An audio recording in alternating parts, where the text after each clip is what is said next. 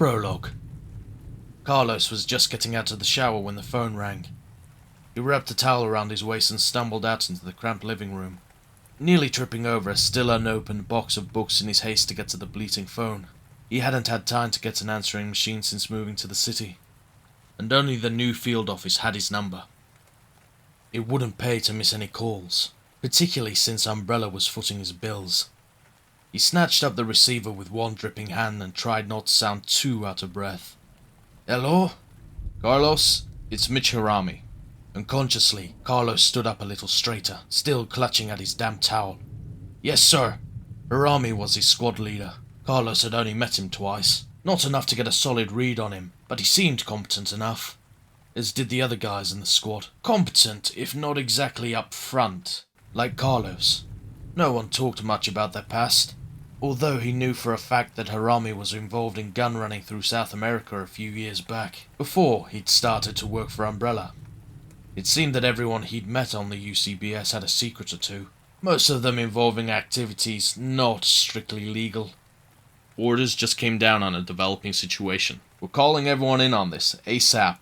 You got an hour to report, and we leave in 2. That's 1,500 hours. Comprende? Yes, sir." Carlos had been fluent in English for years, but he was still getting used to speaking it full time. "Is there any info on what kind of situation?" Negative. You'll be briefed along with the rest of us when you come in. Harami's tone of voice suggested that he had more to say. Carlos waited, starting to feel chilled by the water drying on his body. "Word is, it's a chemical spill," Harami said, and Carlos thought he could hear a thread of unease in the squad leader's voice. "Something that's making them act differently." Carlos frowned. "Differently how?" Harami sighed.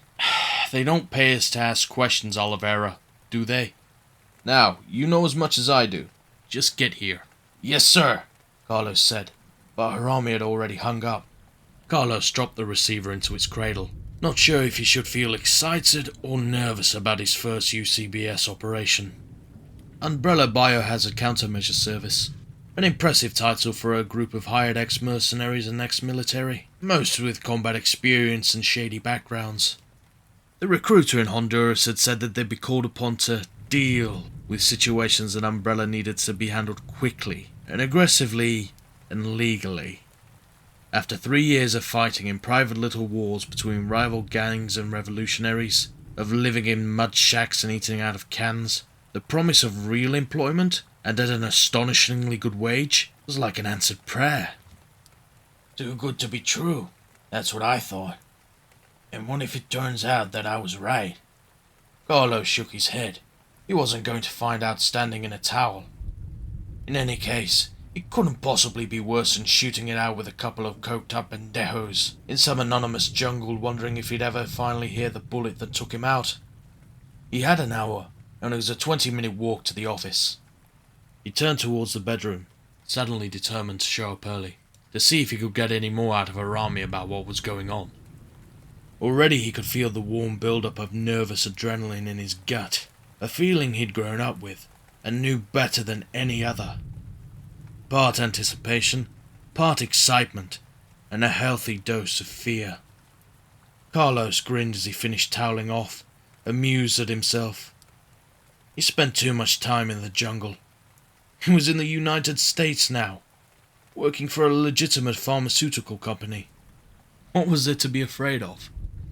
"Nada," he said, and still smiling, he went to find his fatigues. Late September in the outskirts of a big city. It was a sunny day, but Carlos could feel the first whisper of autumn as he hurried towards the field office.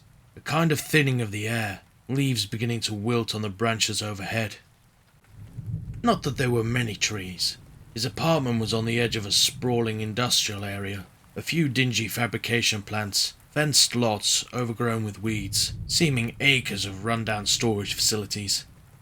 The UCBS office was actually in a renovated warehouse on an Umbrella-owned lot, surrounded by a fairly modern shipping complex, complete with helipad and loading docks. A nice setup, although Carlos wondered again why they decided to build it in such a crummy area, when they could obviously afford much better. Carlos checked his watch as he headed up Everett Street and started to walk a little faster. He wasn't going to be late, but he still wanted to get there before the briefing and see what the other guys were saying. Her army had said that they were calling in everyone, 4 platoons, 3 squads of 10 in each platoon, 120 people in total. Carlos was a corporal in Squad A of Platoon D. Ridiculous how these things were set up, but he supposed that it was necessary to keep track of everyone. Somebody had to know something. He took a right where Everett Street met 374th, his thoughts wandering, vaguely curious about where they were being sent, when a man stepped out of an alley only a few meters in front of him, a well-dressed stranger wearing a wide smile.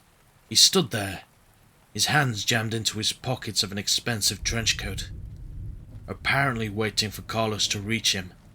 Carlos kept his expression carefully neutral, studying the man warily. Tall, thin, dark hair and eyes, but definitely Caucasian, early to mid-40s, and grinning as though he meant to share an exceptionally funny joke. Carlos prepared to walk past him, reminding himself of how many crazies lived in any decent-sized city, an unavoidable hazard of urban life. He probably wants to tell me about aliens monitoring his brainwaves. Maybe babble about some conspiracy theory. Carlos Oliveira? The man asked, but it was more of a statement than a question. Carlos stopped in his tracks, his whole body tensing, instinctively letting his right hand drop to where he wore a gun. Except he wasn't carrying, hadn't since crossing the border. Carajo. As if sensing the upset he'd caused, the stranger took a step back, holding his hands up in the air. He seemed to be amused, but not especially threatening.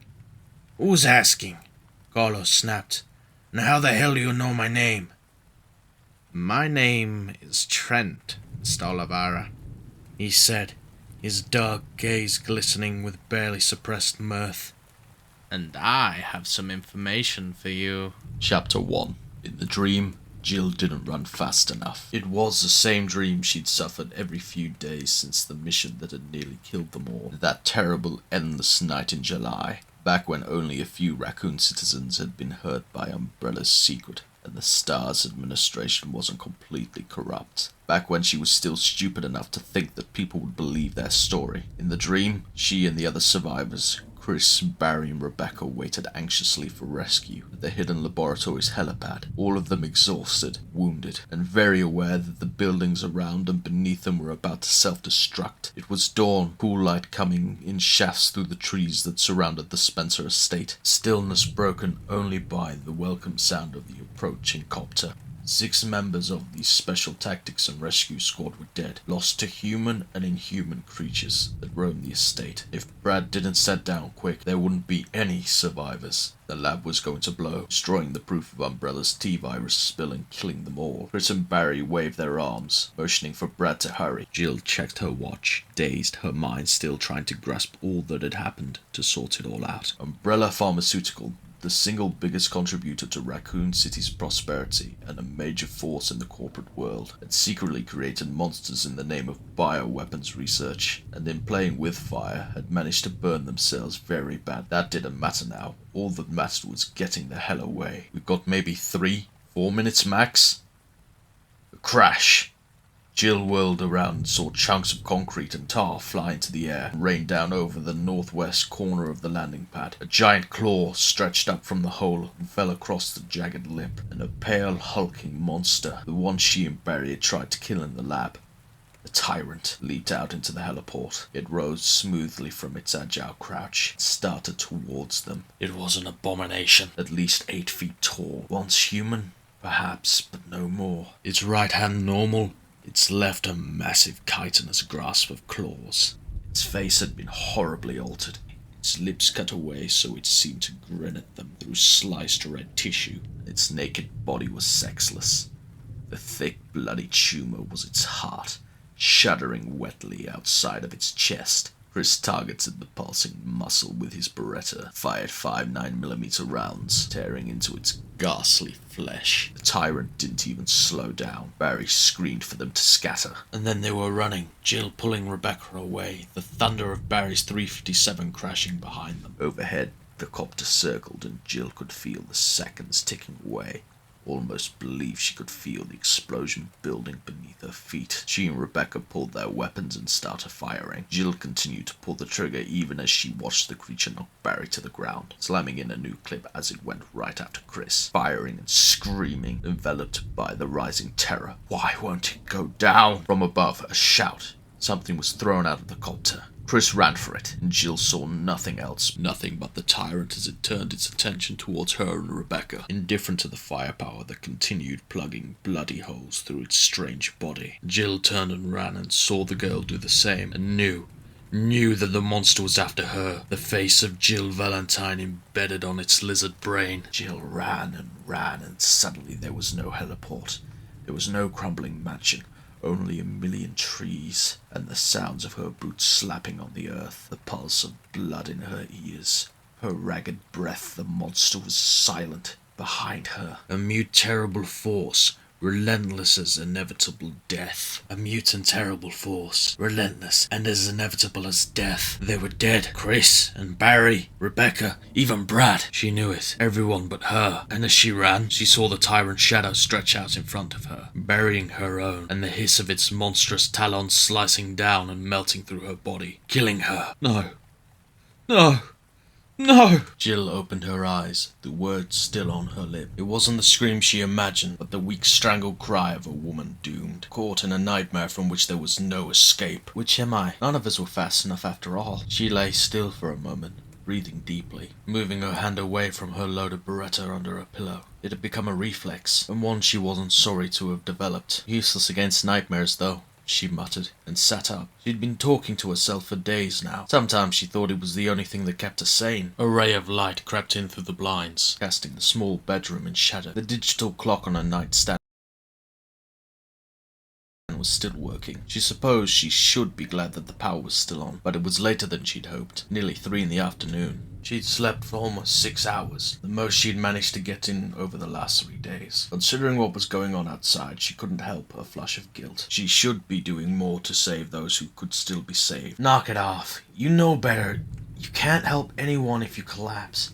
And those people you helped? She wouldn't think about it. Not yet. When she'd finally made it back to the suburbs this morning, after nearly 48 sleepless hours of helping, she'd been on the verge of a breakdown, forced to face the reality of what had happened to Raccoon. The city was irrevocably lost to the T-virus, or some variant of it, like the researchers at the mansion, like the tyrant. Jill closed her eyes, thinking about the recurring dream, about what it had meant. It matched the real chain of events perfectly, except for the end. Brad Vickers, the Star's Alpha pilot, had thrown something out of the copter, a grenade launcher, and Chris had blown up the tyrant. It was going after her. They'd all gotten away in time, but in a way that didn't matter. For all the good they'd been able to accomplish since then, they might as well have all died. It's not our fault, Jill thought angrily, aware that she wanted to believe it more than anything. No one would listen. Not the Home Office, not Chief Irons, not the press. If they'd listened, if they'd believed. Strange that all of it had only happened 6 weeks ago. It felt like years. The city officials and the local papers enjoyed a field day with the Star's reputation. 6 dead, the rest babbling fantastic stories about a secret laboratory, about monsters and zombies, and an umbrella conspiracy. They had been suspended and ridiculed, but worst of all, nothing had been done to prevent the spread of the virus. She and the others had only been able to hope that the destruction of the spill site had put an end to the immediate danger. In the weeks following, so much had happened. They had uncovered the truth about the Stars. That umbrella, technically White Umbrella, the division in charge of the bioweapons research, was either bribing or blackmailing key members nationally in order to continue their research unimpeded. They'd learned that several of Raccoon City's council members were on Umbrella's payroll. That Umbrella probably had more than one research facility, experimenting with man-made diseases. Their search for information about Trent, the stranger who'd contacted them before the disastrous mission, a friend to the Stars, had turned up nothing, but they'd come up with some extremely interesting background stuff on Chief Irons. It seemed that the chief had been in hot water at some point about a possible rape, and that Umbrella knew about it, and had helped him get his position anyway. Perhaps most difficult of all, their team had been forced to split up, to make hard decisions about what needed to be done, and about their responsibilities to the truth. Jill smiled faintly. The one thing she could feel good about in all this mess was that at least her friends had made it out. Rebecca Chambers had joined up with another small group of the Stars, dissidents who were checking out rumors of other Umbrella laboratories. Brad Vickers, true to his cowardly nature, had skipped town to avoid Umbrella's wrath. Chris Redfield was already in Europe, scoping out the company headquarters, and waiting for Barry Burton and Rebecca's team to join him. And for Jill, who was going to wrap up her investigation of Umbrella's local officers before hooking up with the others. Except 5 days ago something terrible had happened in Raccoon. It was still happening, unfolding, like some poisonous flower, and the only hope now was to wait for someone outside to take notice. When the first few cases had been reported, no one had connected them with the Stars' stories about the Spencer estate. Several people had been attacked in the late spring and early summer. Surely the work of some deranged killer. After all, the RPD would catch him in no time. It wasn't until the Raccoon City Police Department had put up roadblocks on Umbrella's orders 3 days earlier that people had started paying attention. Jill didn't know how they were managing to keep people out of the city. They were. Nothing shipped in, no mail service, and the outside lines were cut. Citizens who were trying to leave town, they were turned back, told nothing about why. It all seemed so surreal now. Those first hours after Jill had found out about the attacks, about the blockades. She'd gone to the RPD building to see Chief Irons, but he had refused to talk with her. Jill had known that some cops would listen.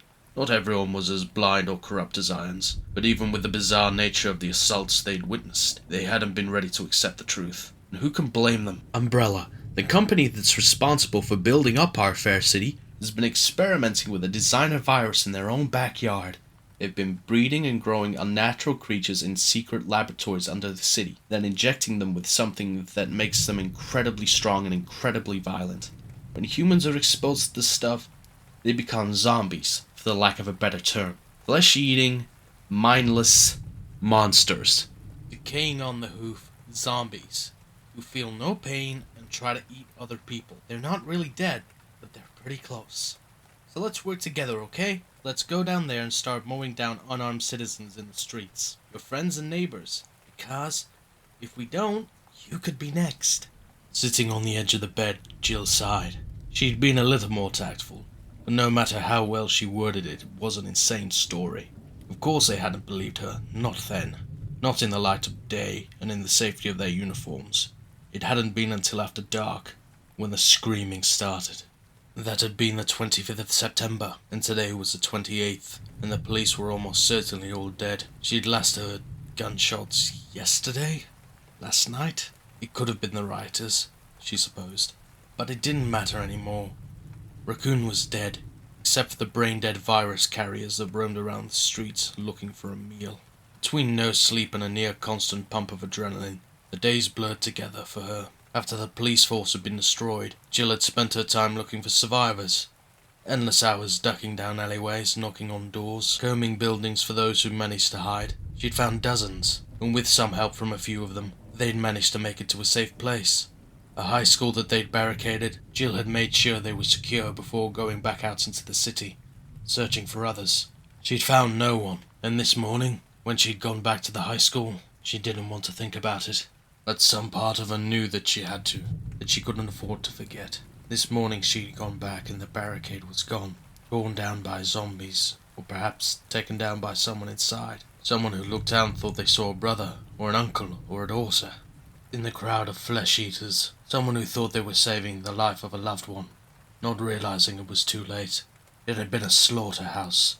Air fetid, with a stink of shit and vomit, the walls decorated with great smears of blood. Jill had nearly given up then, more tired than ever, unable to see anything but those bodies who'd been lucky enough to die before the virus could amplify their symptoms. As she'd walked through the almost empty halls, killing a handful of carriers that had still been stumbling around. People she'd found, people who had cried with relief when they'd seen her only hours before. Whatever hope she held on to now was gone, lost with the realization that everything that she'd been through was worthless. Knowing the truth about Umbrella hadn't saved anyone, and the citizens she thought she'd led to safety. Over 70 men, women and children, gone. She really couldn't remember how she'd made it home. She hadn't been able to think straight, and had barely been able to see through her eyes, swollen from crying. Outside of how it affected her, thousands had died. It was a tragedy so vast it was nearly incomprehensible. It could have been prevented, and it was Umbrella's fault. Jill pulled the Beretta out from under her pillow, allowing herself to feel it for the first time. The immensity of what Umbrella had done. The last few days she kept her emotions in check. There had been people to lead, to help, and there had been no place for any personal feelings. Now though, she was ready to get out of Raccoon, and make the bastards who'd let this happen know how she felt. They had stolen her hope, but they couldn't stop her from surviving. Jill chambered her round and set her jaw, the stirrings of true hatred in her gut. It was time to leave. Chapter 2. They would be in Raccoon City in just under an hour. Nikolai Ganoviev was prepared, and he believed that his squad would do well. Better than the rest, anyway. The 9 others that made up B Squad respected him. He'd seen it in their eyes. And although they would most certainly all die, their performance would be noteworthy. After all, he'd practically trained them all himself. There was no talking in the helicopter that carried D Platoon through the late afternoon, not even among the squad leaders, the only personnel who wore headsets. It was too loud for the troops to hear one another, and Nikolai had nothing to say to either Hirami or Kryan, or for Mikhail Victor for that matter. Victor was their superior, the commander of the entire platoon. It was a job that should have belonged to Nikolai. Victor lacked the qualities that made up for a true leader. I possess them though. I was chosen to be a watchdog. And when this is all over, then I am the one that Umbrella will have to deal with, whether they like it or not. Nikolai kept his face as stone, but he smiled inside. When the time came, they, the men who controlled Umbrella from behind the scenes, would realize they'd underestimated him. He sat near the A&C squad leaders against the wall of the cabin, soothed by the steady and familiar throb of the transport. The very air was charged with tension and the heavy scent of masculine sweat. Again familiar. He led men into battle before, although if everything went as planned, he would never have to again. He let his gaze wander over the taut faces of the troops, wondering if any of them would survive more than an hour or two. It was possible, he supposed. There was a scarred man from South Africa in Kryan's group. And on his own squad, John Weskambowski, who'd taken part in an ethnic cleansing a few years back. Nikolai couldn't remember which one. Both men had the combination of deep suspicion and self-possession that might conceivably allow them to escape Raccoon City. However unlikely, and it was unlikely. The briefing hadn't prepared any of them for what lay ahead. Nikolai's own private briefing, 2 days earlier, had been a different matter entirely.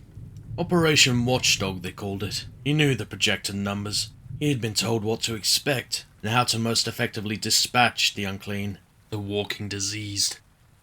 They told him about the tyrant-like seeker units that were going to be sent in, and how to avoid them.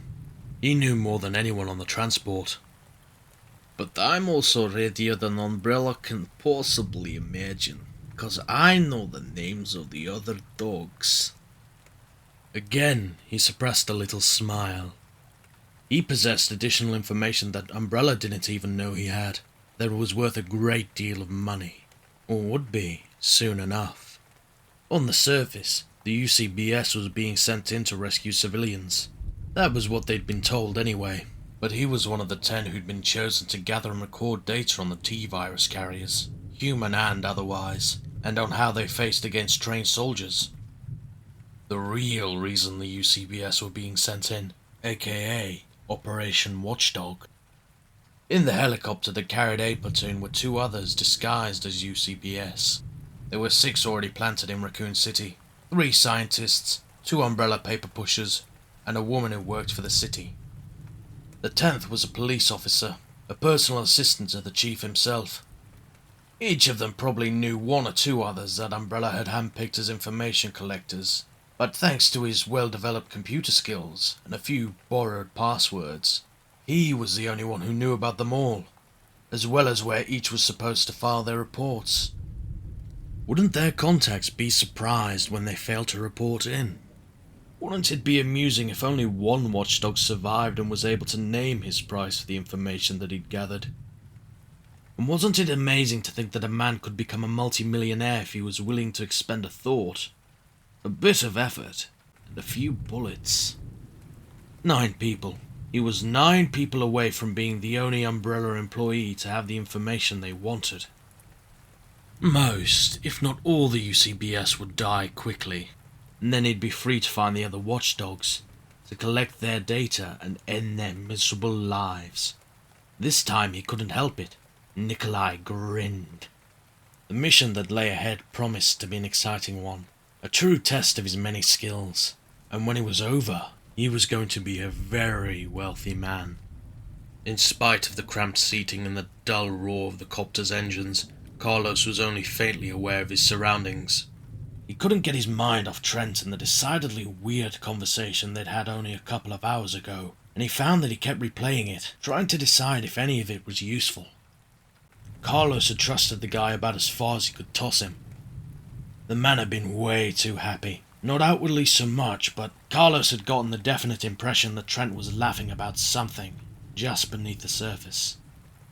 His dark eyes danced fairly as he told Carlos about the information that he had for him, stepping back into the dark alley as if there was no question that Carlos would follow. There hadn't been, really. Carlos learned to be careful in his line of work, but he also knew a few things about reading people. And Trent, though obviously strange, hadn't been particularly threatening. The alley had been cool and dark, and had smelled faintly of urine. "What kind of information?" Carlos had asked. Trent acted as though he hadn't heard the question. "In the shopping district downtown, you'll find a diner called Grill 13. It's just up the street from a fountain and right next to the theater. You can't miss it. If you manage to get there by..." He'd glanced down at his watch. "Say, 1900 hours. I'll see what can be done to help you." Carlos hadn't even known where to start. "Hey, no offense, but what the hell are you talking about?" Trent had smiled. "Raccoon City. It's where you're going." Carlos had stared at him, waiting for more, but Trent seemed to be finished. "God knows where he got my name, but this batter ain't playing with a full deck." Listen, Mr. Trent." "Just Trent." He cut in, still smiling. "Whatever. I think you might have the wrong Oliveira. While I, appreciate your concern, I really gotta get going." "Ah, yes. Duty calls," Trent had said, his smile fading. "Understand. They won't tell you all you need to know. It'll be far, far worse. The hours ahead may be dark ones, Mr. Oliveira, but I have faith in your abilities. Just remember, Grill 13, 7 o'clock, northeast corner of the city proper." "Yeah, sure," Carlos had said, nodding, backing away into the daylight, wearing somewhat a forced grin of his own. "Good deal. I'll make a note of it." Trent had smiled again, stepping out after him. "Be very careful who you trust, Mr. Oliveira, and good luck." Carlos had turned and started to walk away quickly, throwing a glance back at Trent. The man watched him, his hands in his pockets again, his stance casual and relaxed. "For a nutbag, he sure didn't seem crazy. And he seems a lot less crazy now, eh?" Carlos had still made it to the office a little early, but nobody seemed to have heard anything off the grapevine about what was up. At the short briefing presented by the UCBS platoon leaders, they'd all been told what few facts there were. A toxic chemical spill had occurred earlier in the week in an isolated community, causing hallucinations that bred violence. But regular civilians continued to be harassed by those who'd been affected. There was evidence that the damage could be permanent, and that the local police hadn't been able to get things under control. The UCBS was being sent in to help evacuate the citizens that hadn't been affected, and to use force if necessary to protect them from harm. Top secret, all the way. In Raccoon City, which meant that maybe Trent knew something after all. And what did that mean? If he was right about where we were going, then what about the rest of it? What didn't they tell us that we needed to know? And what could possibly be far, far worse than a mob of deranged and violent people? He didn't know, and he didn't like not knowing. He'd first picked up a gun at the age of 12 to help defend his family from a band of terrorists, and had gone pro at 17. For 4 years now, he'd been paid to put his life in danger for one cause or another, but he'd always known what the stakes were and what he was up against. This was not at all cool, and the thought of going in blind? The only consolation was that he was going in with over 100 experienced soldiers, And whatever it was, they'd be able to handle it. Carlos looked around thinking he was with a good group. Not good men necessarily, but adept fighters. Way more important in combat. They even looked ready. Their eyes hard and watchful, their faces determined. Except for the B-squad leader, who was staring off into space and grinning like a shark. Like a predator. Carlos was suddenly uneasy, looking at the guy. Nikolai something or other. Cropped white hair, built like a weightlifter. He'd never seen anyone smile quite like that. The Russian met his gaze, and his grin widened for a moment, in a way that made Carlos want to sit with his back to a wall and a gun in hand. And then the moment was over, and Nikolai nodded absently at him and looked away. Just another soldier acknowledging a comrade. Nothing more. He was being paranoid. That meeting with Trent had him on edge, and he was always a little skittish before a fight. Grill 13, just next to the theater. He wouldn't forget, just in case. Chapter 3. Jill's plan was to skirt the town to the southeast, sticking to side streets and cutting through buildings as much as possible. The main streets weren't safe, and many of them had been blocked off in an attempt to corral the zombies, before things got too bad. If she could make it far enough south, she should be able to cut across farmland to Route 71, one of the feeders to the main highway. So far, so good. At this rate, I'll make it to 71 before it gets completely dark. It had taken less than an hour to make it from the suburbs to the apparently empty apartment building where she now stood, shivering a little from the damp chill that pervaded the poorly lit hallway. She dressed for the ease of movement over something that would protect her from the elements. A tight shirt, a miniskirt and boots, as well as a fanny pack to hold extra magazines. The body-hugging outfit clung to her like a second skin and would allow her to move quickly. She had also brought a plain white sweatshirt for when she made it out of the city, which for now she wore tied around her waist. For the time being, she'd rather suffer the chill and have her arms free. The Imperial was a slightly run-down apartment building at the southern edge of uptown Raccoon City.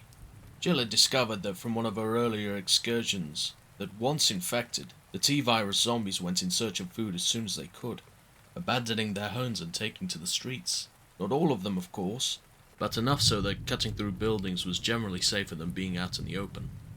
A noise. A soft moan coming from behind one of the apartment doors farther down the hall. Jill froze, gun in hand, straining to hear which side it came from, and realized that in the same moment that she could smell gas.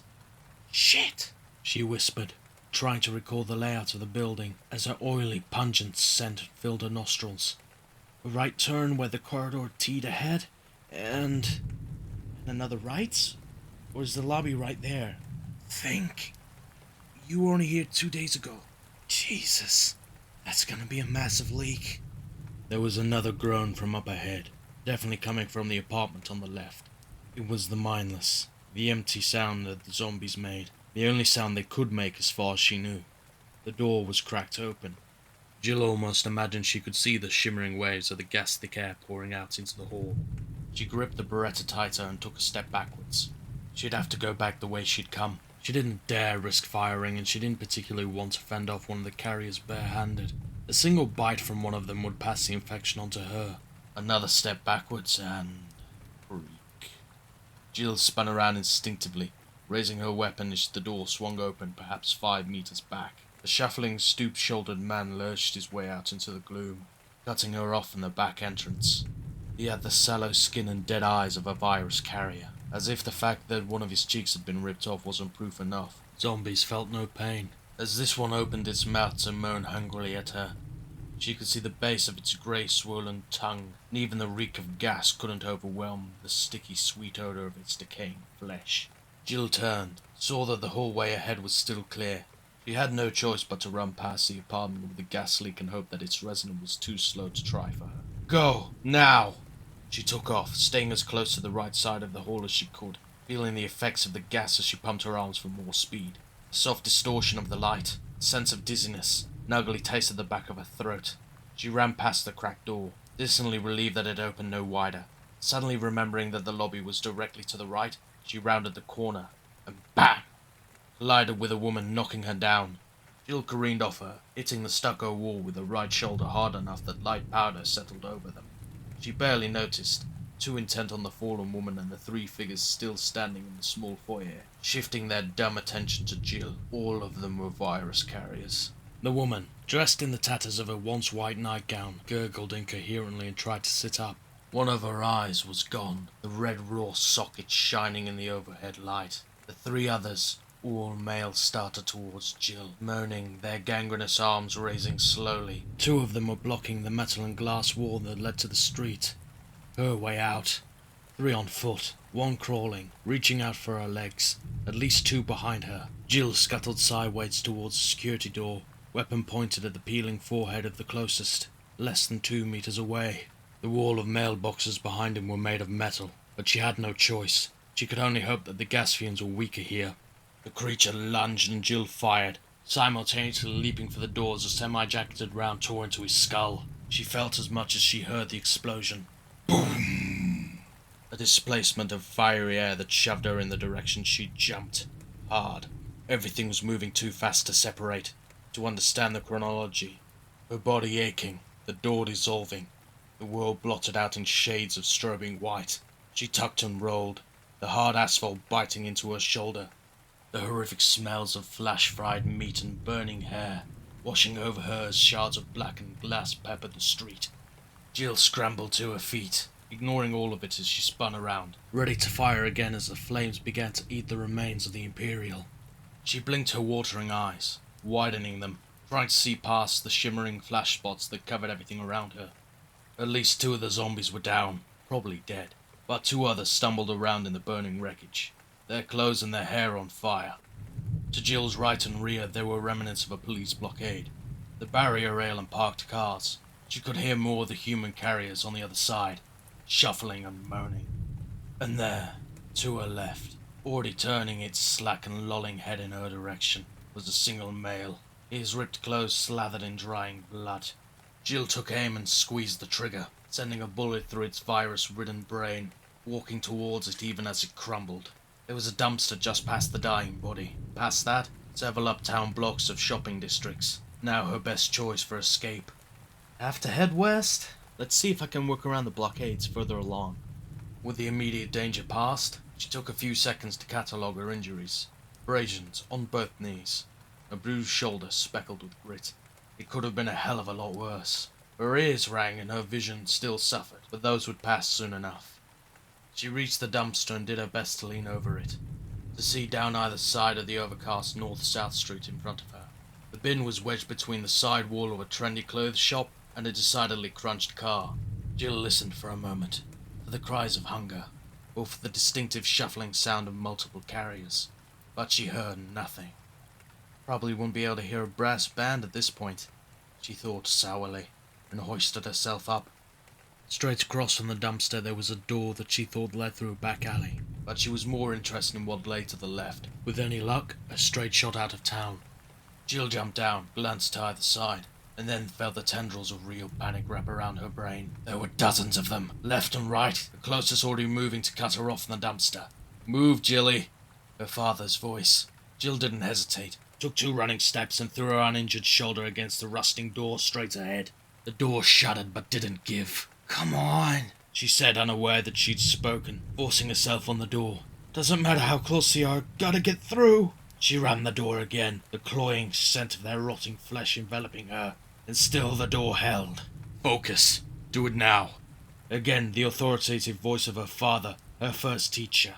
Jill gathered herself, leaned back, and felt the brush of cold fingers against the side of her neck, a rush of putrid, eager breath across her cheek. A crash! The door flew open and slammed into the bricks behind, and Jill was through, running, remembering a warehouse ahead to the right, her pulse racing. Behind her, the wails of disappointment, of frustrated hunger, echoing through the alley that was her salvation. A door ahead. Please be open, please. Jill grabbed the handle and pushed. The metal door opened into silence, into a well-lit open space. Thank God. And she saw a man standing in the main floor, just below the landing she'd stepped onto. She raised the Beretta but didn't fire, quickly assessing him before lowering it again. In spite of his torn and blood-splattered clothes, she could tell by his desperate and fearful expression that he wasn't a carrier, or at least not one that had turned yet. Jill felt relief at the sight of another person, and suddenly realized how lonely she had been. Even having an untrained civilian with her, someone to help who could help her in return. She smiled shakily, moving towards the steps that led to the main floor, already making changes in her plans. They'd have to find him a weapon. She'd seen an old shotgun at Barjack 2 days before, unloaded, but they could probably find shells and it was pretty close. And together we can probably get through one of the barricades. She only needed someone to help her keep watch and push some of the cars out of the way. We have to get out of here, she said, forcing as much hope as she could manage. Help isn't going to be coming, at least not for a while. But between the two of us... Are you crazy? He interrupted, his fevered gaze darting around. I'm not going anywhere, lady. My own daughter's out there somewhere, lost. He trailed off, staring at the door she'd come through, as if he could see through it. Jill nodded, reminding herself that he was probably in shock. All the more reason to... Again, he cut her off, his panicky voice rising into a shout that reverberated through the open space. She's out there, and she's probably dead just like the rest of them. And if I won't go out there for her, you gotta be insane to think I'm gonna be going out there with you. Jill jammed the Beretta into the waist of her skirt, quickly holding up both hands, keeping her tone soothing. Hey, I understand. I'm sorry about your daughter. Really, but if we're to get out of this city, we can get help. We can come back. Maybe she's hiding somewhere, and our best bet to find her is if we get some help. He backed up a step, and she could see the terror beneath the anger. She'd seen it before, the false fury that some people use to avoid being afraid. And she knew she wasn't going to be able to get through to him. But I have to try. I know you're scared, she said softly. I am too, but I was one of the members of the Special Tactics and Rescue Squad. We were trained for dangerous operations, and I truly believe that I can get us out of here. You'll be safer if you come with me. He backed up another step. Go to hell, you bitch, he spat, then turned and ran, stumbling across the cement floor. There was a storage trailer at the far side of the warehouse. He crawled inside, panting as he pulled his legs in. Jill caught just a glimpse of his red and sweating face as he pulled the doors close after him. She heard the clink of a metal lock, followed by a muffled shout that left no question as to his decision. Just go away! Leave me alone! Jill felt her own burst of anger, but she knew it was useless. As useless as trying to reason with him any further. Sighing, she turned back and walked to the steps, carefully avoiding the depression that threatened to take her over. She checked her watch. It was 4:30. And then she sat down and started going over her mental map of Raccoon. If the rest of the streets out there were as thoroughly overrun, she was going to have to veer back into town and try from another direction. She had at least 5 full magazines, 15 rounds in each, but she needed more firepower, like a shotgun perhaps. If she couldn't find shells, she could at least club the bastards with it. The Barjack it is then, she said quietly, and pressed the heels of her hands into her eyes, wondering how she would ever make it.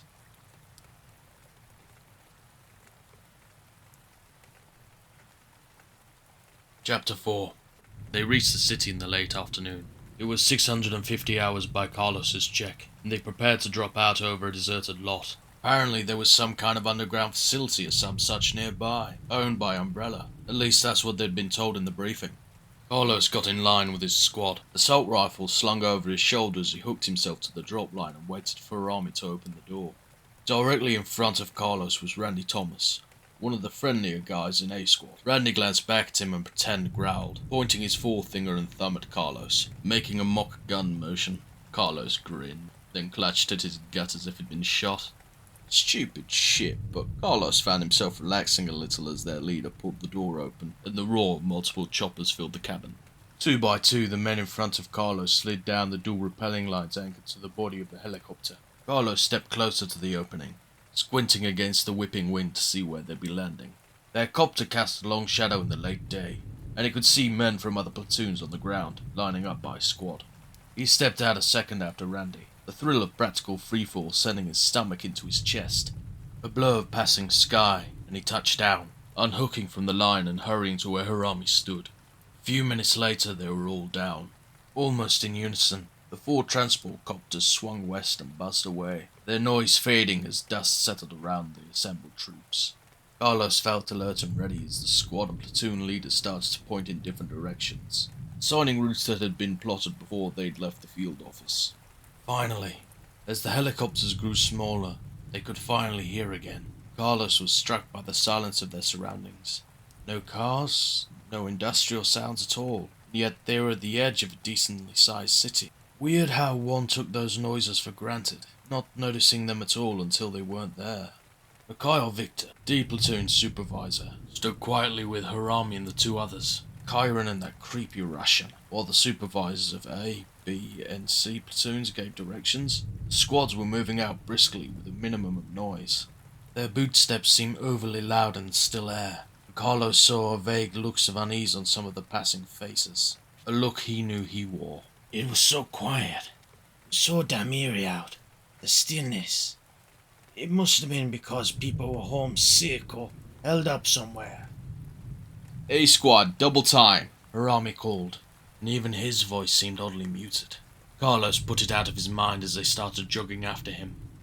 If his memory served from the briefing, they were all heading out roughly west, into the heart of Raccoon City. The platoons fanned out to cover the greatest area. Within 100 yards, Squad A was on its own. 30 soldiers jogging through an industrial area not so different than the one their field office was in. Run-down lots strewn with trash, weedy patches of dirt, fenced storage units. Carlos scowled, unable to keep quiet. "Fuchi," he said half under his breath. "Smelled like a fart in a bag full of fish." Randy lagged back a few steps to run alongside Carlos. "You say something, bro?" I said something stinks, Carlos muttered. You smell that? Randy nodded. "Yeah, I thought it was you." You kill me, cabron. Carlos smiled sweetly. That means good friend, by the way. Randy grinned. "Yeah, I bet. Hold up and shut up back there." Hirami called a stop, holding out one hand to ensure the silence. Faintly, Carlos could hear another squad a block or two north, the beat of their boots on the pavement. And after a second, he could hear something else. Moans and groans coming from somewhere ahead of them, faint at first but getting louder, like a hospital population had been kicked out into the street. At the same time, the bad smell was getting stronger, worse, and familiar-like. "Oh, shit," Randy whispered, his face paling, and Carlos knew at once what the smell was. Just as Randy must know. Not possible. It was the smell of a human body rotting in the sun. It was death. Carlos knew it well enough. But never had it been so huge, so all-encompassing. In front of them, Mitch Harami was lowering his hand uncertainly, a look of deep concern in his eyes. The distressed, wordless sounds of people in pain were getting louder. Harami seemed about to speak, when gunfire erupted nearby from one of the other squads, and between the blasts of automatic fire that ripped through the afternoon air, Carlos could hear men screaming. "Line!" Harami shouted, holding up both hands with his palms turned to the sky, his voice barely audible over the stutter of bullets. Straight line, 5 men facing front, 5 the back way they'd come. Carlos ran to get into position, his mouth suddenly dry, his hands damp. The short bursts of automatic fire just north of their position were getting longer, drowning out whatever else there was to hear. But the stench was definitely getting worse. To cap his worries, he could hear distant fire, soft clattering pops behind the closer blasts. Whatever was going on, it sounded like the whole of the UCBS was engaged. Carlos faced front, rifle ready, searching the empty street that stretched out in front of them and teed 3 blocks ahead. An M16 with a 30-round mag was nothing to scoff at. But he was afraid. Of what? He didn't know yet. Why are they still firing over there? What takes that many bullets? What is... Carlos saw the first one then.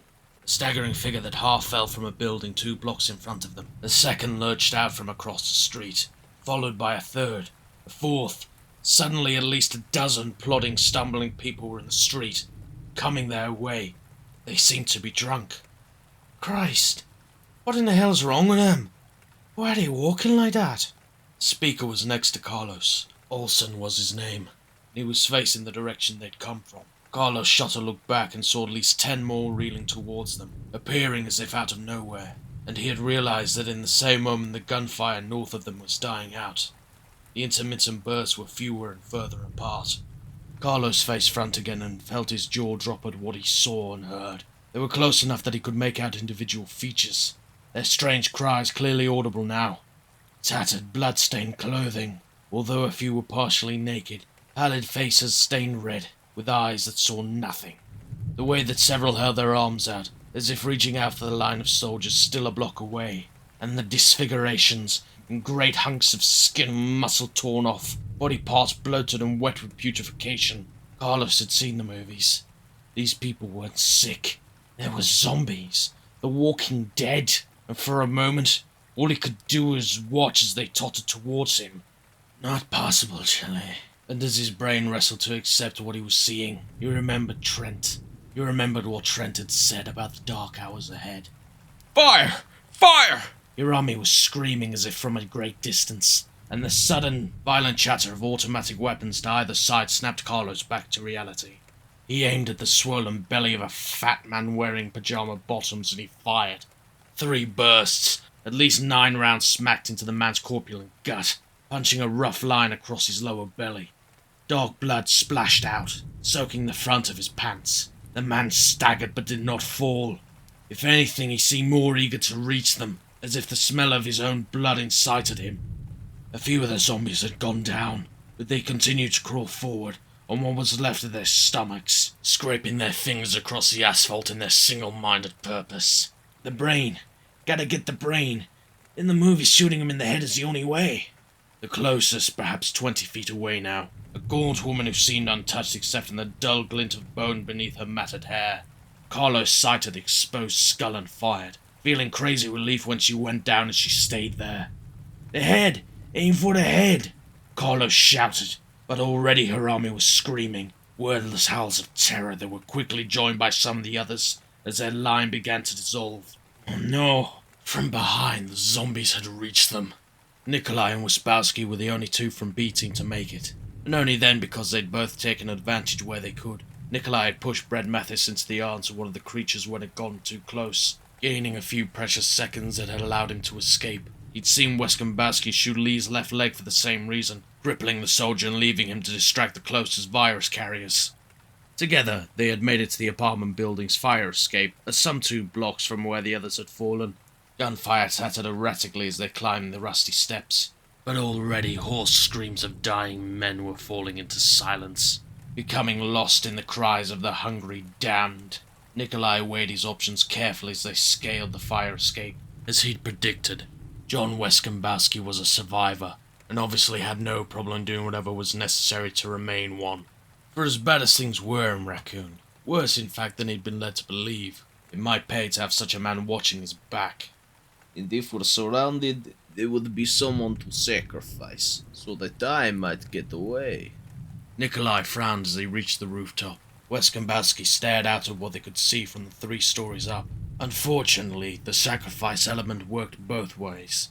Besides, Wescombowski wasn't an idiot or as trusting as Mathis and Lee had been. Getting the drop on him could be difficult. Zombies, Wescombowski muttered, clutching his rifle. Standing beside him, Nikolai followed his gaze to where B Squad had made its final stand, at the broken bodies that littered the pavement and the creatures that continued to feed.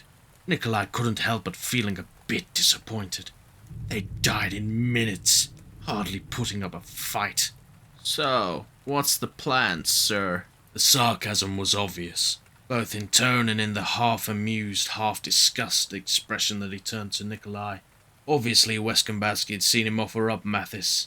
Nikolai sighed, his head shaking, the M16 loose in his hands. He had no choice, really. I don't know, he said softly. When Wescombowski looked back to where they'd fought, Nikolai squeezed the assault rifle's trigger. A trio of rounds hammered Wescombowski's abdomen, knocking him sprawling against the low cement ledge. Nikolai immediately raised the weapon and aimed it at one of Wescombowski's shocked eyes, firing even as comprehension flooded the soldier's flushed face, an awareness that he'd made a fatal mistake of letting his guard down. In under a second, it was over, and Nikolai was alone on the rooftop. He stared blankly at the oozing body, wondering, and not for the first time, why he felt no guilt when he killed. He'd heard the term sociopathic before, and thought it probably applied. Although, why people continued to see that as a negative, he didn't understand. It was an empathy thing, he supposed. The bulk of humanity acting as though the inability to relate was somehow wrong. But nothing bothers me.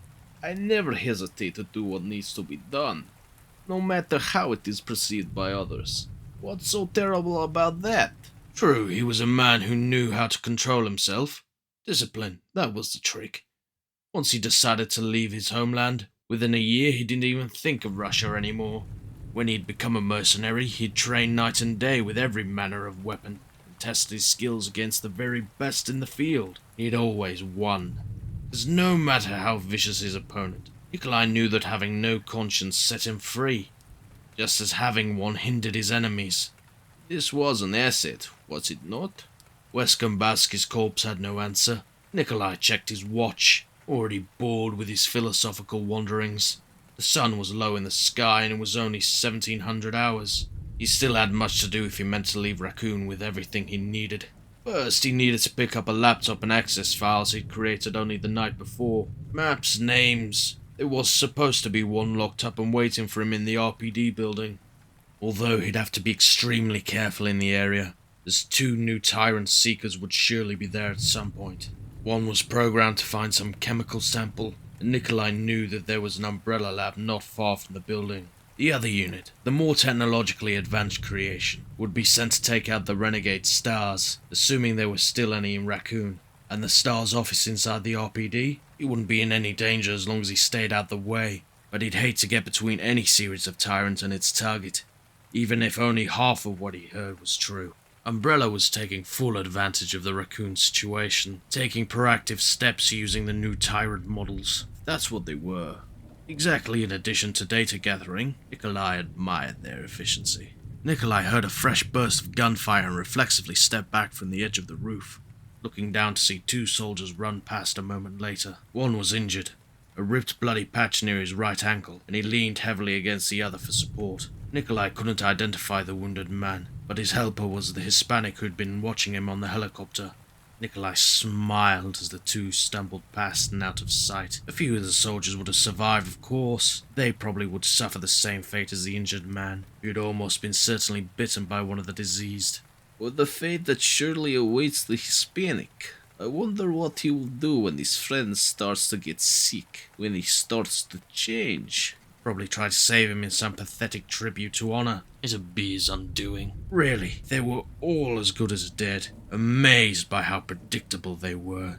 Nikolai shook his head and went to get Weskambaski's ammo pack. Chapter 6. Ted Martin, a thin man in his late 30s, had been shot several times in the head.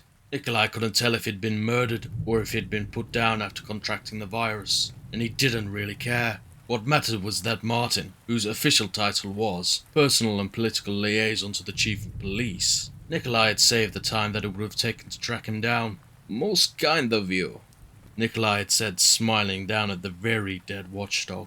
He'd also had the courtesy to die near where he was supposed to be, in the Detective Squad Room's office of the RPD's East Wing. An excellent start to my adventure. If they're all this easy, it's going to be a very short night. Nikolai stepped over the body and crouched down next to the floor safe in the corner, quickly dialing in the simple 4-digit combination given to him by his Umbrella contact.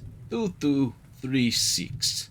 The steel door swung open, revealing a few papers, one that looked like a map for the police station, a box of shotgun shells, and what was surely to become Nikolai's best friend until he left Raccoon. A state-of-the-art cellular modem, designed to look like a piece of shit, but more advanced than anything in the market. He lifted out the PC laptop and carried it back to the desk, the safe door closing itself behind him. His trip to the station had been reasonably uneventful, except for the 7 undead he dispatched point-blank to avoid too much noise. They were embarrassingly easy to kill, as long as one paid attention to one's surroundings.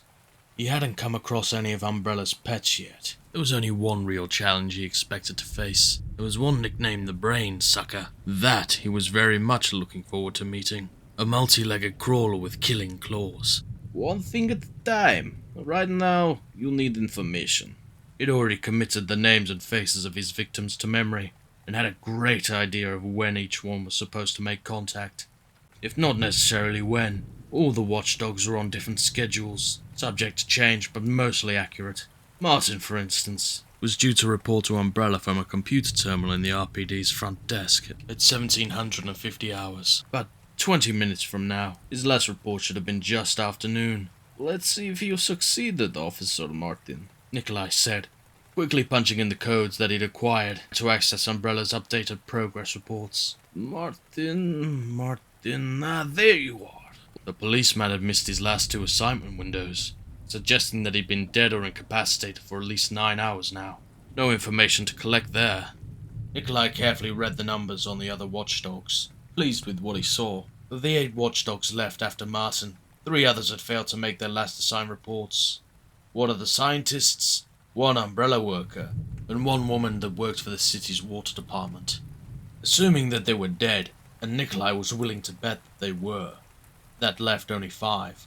2 soldiers, 2 scientists, and the other umbrella man. Nikolai frowned, looking at the designated contact points for each of them. 1 scientist, Janice Tomlinson, would be in the underground laboratory facility. The other would be at the hospital near City Park. The umbrella worker was to report from an allegedly abandoned water treatment facility on the outskirts of town, a cover for its use as an umbrella chemical testing site. Nikolai didn't foresee any problems finding them, but both of the soldier watchdogs had been taken off the map. Now just where are you men going to be? Nikolai said absently, tapping at his keys, his frustration growing. At his last check only the night before, they had both been assigned to call from the St. Michael's clock tower. Shit! There they were. Their names are listed next to his. Both men had been moved to portable status, just like him. They'd report in from Umbrella laptop to wherever was most convenient. They were only required to file once per day, which meant that they could be anywhere in Raccoon City, anywhere at all. A seething haze of red enveloped him, tearing at him. Without thinking, Nikolai charged across the office and kicked Martin's body as hard as he could. Once, twice, venting his rage, feeling a deep satisfaction at the wet sounds his boot made, the jerking movement of the body, the crunching of the ribs giving way. Then it was over, and he was himself once again, still frustrated but in control. He exhaled sharply and moved back to the desk, ready to revise his plans. It was simply going to take longer to find them, that was all. It wasn't the end of the world, and perhaps they would fail to report in, conveniently dying just like Martin and the other 3. He could hope, but he wouldn't count on it. What he could count on was his own perseverance and skill. Umbrella wouldn't send their pickup in for nearly a week. The longest, they believed, they could keep the disaster quiet, unless the watchdogs called in with complete results. Unlikely at best. With 6 days only to find 5 people, Nikolai was certain that he would be the only one left to pick up. I won't even need all 6. Nikolai said, nodding firmly at Martin's sprawled and lumpy corpse. 3 days, I'm sure. I can do it in 3. With that, Nikolai leaned forward and started to call up the maps he would need. Happy again. Jill hadn't been able to find any shells for the 12 gauge, but she took it anyway, aware that her ammo wasn't going to last forever. It'd make a good club, and she might find shells for it later. She just about decided to try climbing one of the western blockades when she saw something that changed her mind. Something that she'd fervently hoped never to see again. A hunter, like the ones at the estate, in the tunnels. She'd stood on a fire escape outside of an uptown boutique, seen it in the street just past one of the vans that blocked the fire escape's alley. It didn't see her. She watched it lope by and out of sight. A little different from the ones before, but close enough. The same strangely graceful, malignant carriage. The heavy curved talons. The dark mud green colour. She held her breath, her stomach in knots, remembering. Hunched over so far that its impossibly long arms almost touched the stone floor of the tunnel. Both its hands and feet were tipped with thick, brutal claws. Tiny light-coloured eyes peering out from a flat reptilian skull. Its tremendous high-pitched screech echoing through the dark underground tunnels, just before it sprang. She'd killed it, but it had taken her 15 9mm rounds to do it. An entire magazine. Later, Barry had told her that he'd heard them referred to as hunters, one of Umbrella's bio-organic weapons.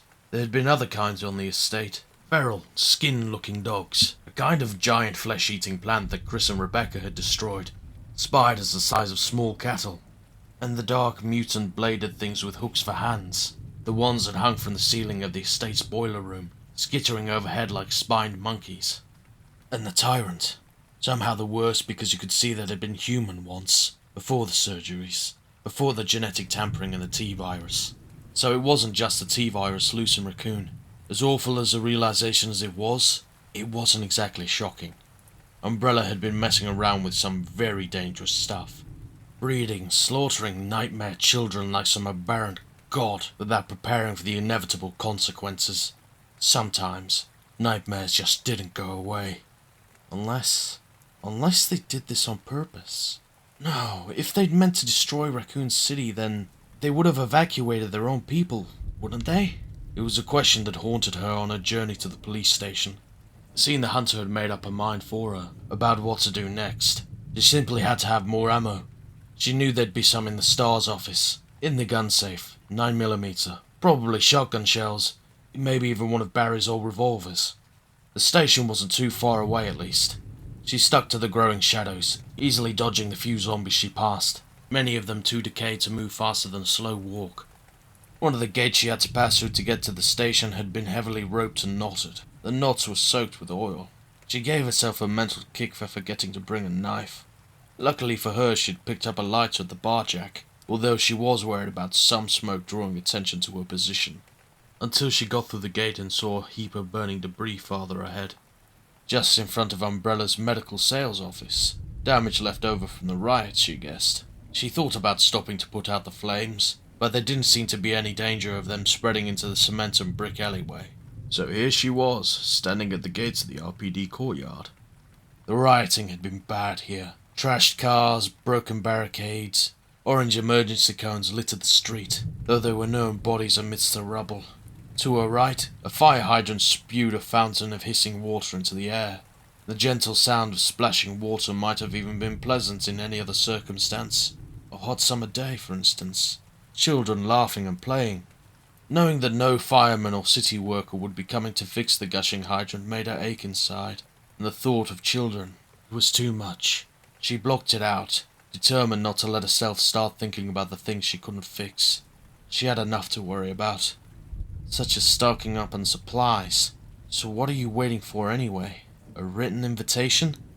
Jill took a deep breath and pushed the gates open, wincing at the squeal of rusty metal. A quick scan told her that the small fenced yard was empty.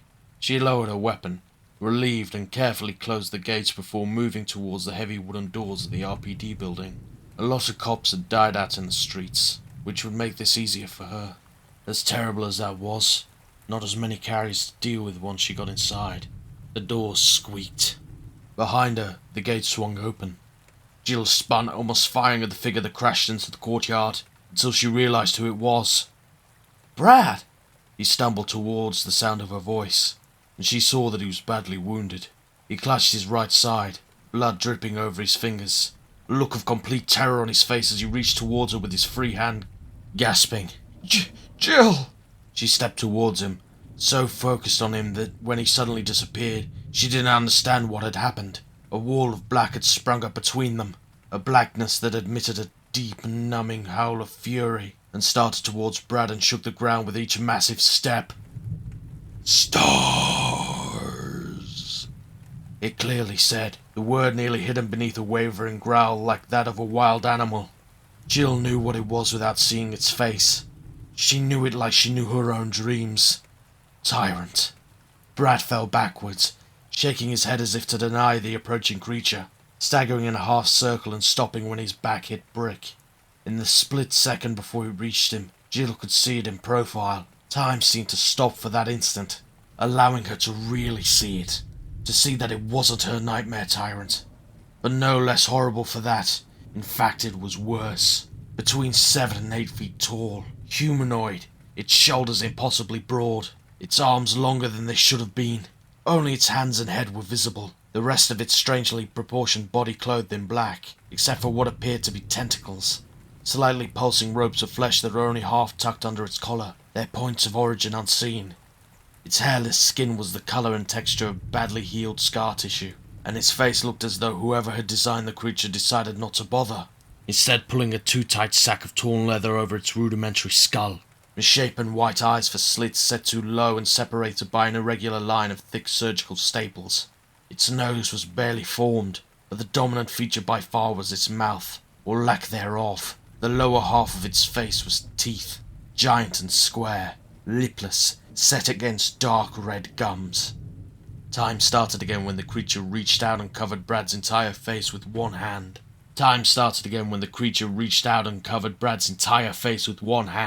Still growling as Brad tried to say something, panting in high, wheezing gasp beneath its palm. And there was an awful, wet, squishing sound, heavy but slick, like the sound of someone punching a hole in meat. Jill saw flesh tentacles sticking out from the back of Brad's neck, and understood that he was dead, that he would bleed out in seconds. Numbly, she saw that the rope-like appendage was moving, swaying like a blind snake, droplets of blood falling from its muscular length. The tyrant thing grasped Brad's skull, and in a single fluid motion, it lifted the dead pilot and tossed him aside, retracting the killing tentacle back into its sleeve before Brad had even hit the ground. "Stars," it said again, turning to face her. It focused its attention to her. Jill felt a fear greater than she'd ever known. The Beretta would be useless. She turned and sprinted, barreling through the RPD doors, slamming and deadbolting them behind her, all on instinct. She was too frightened to think about what she was doing, too frightened to do anything back there, too frightened to do anything but back away from the double doors as the monster slammed into them, rattling them on their hinges. They held. Jill was very still, listening to the pound of the blood in her ears, waiting for the next blow. Long seconds dragged by, and nothing happened. About a full minute passed before she dared to look away, and even the realization that it had stopped for the moment brought her no relief. Brad had been right. It was coming for them, and now that he was dead, it would be coming for her. Chapter 7. God help me. I've finally seen it for myself. God help us all. They lied to us. Dr. Robinson and the Umbrella people held a press conference at the hospital this morning, and they damn near insisted that there was no need to panic. That means that the cases being called in were isolated events. The victims were suffering from the flu. Not according to them. The so-called cannibal disease that the stars are going on about back in July, in spite of what a few paranoid citizens were now saying. Chief Irons was there too. He backed up the docs and reiterated his views on the now-defunct star's incompetence.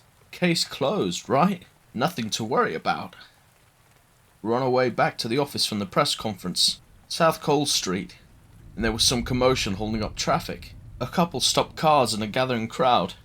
No cops on the scene. I thought it was some minor accident and started to back up. When Dave wanted to get a few shots, he still had 2 rolls of film left on him from the hospital. What the hell? We got out and suddenly people were running and screaming for help.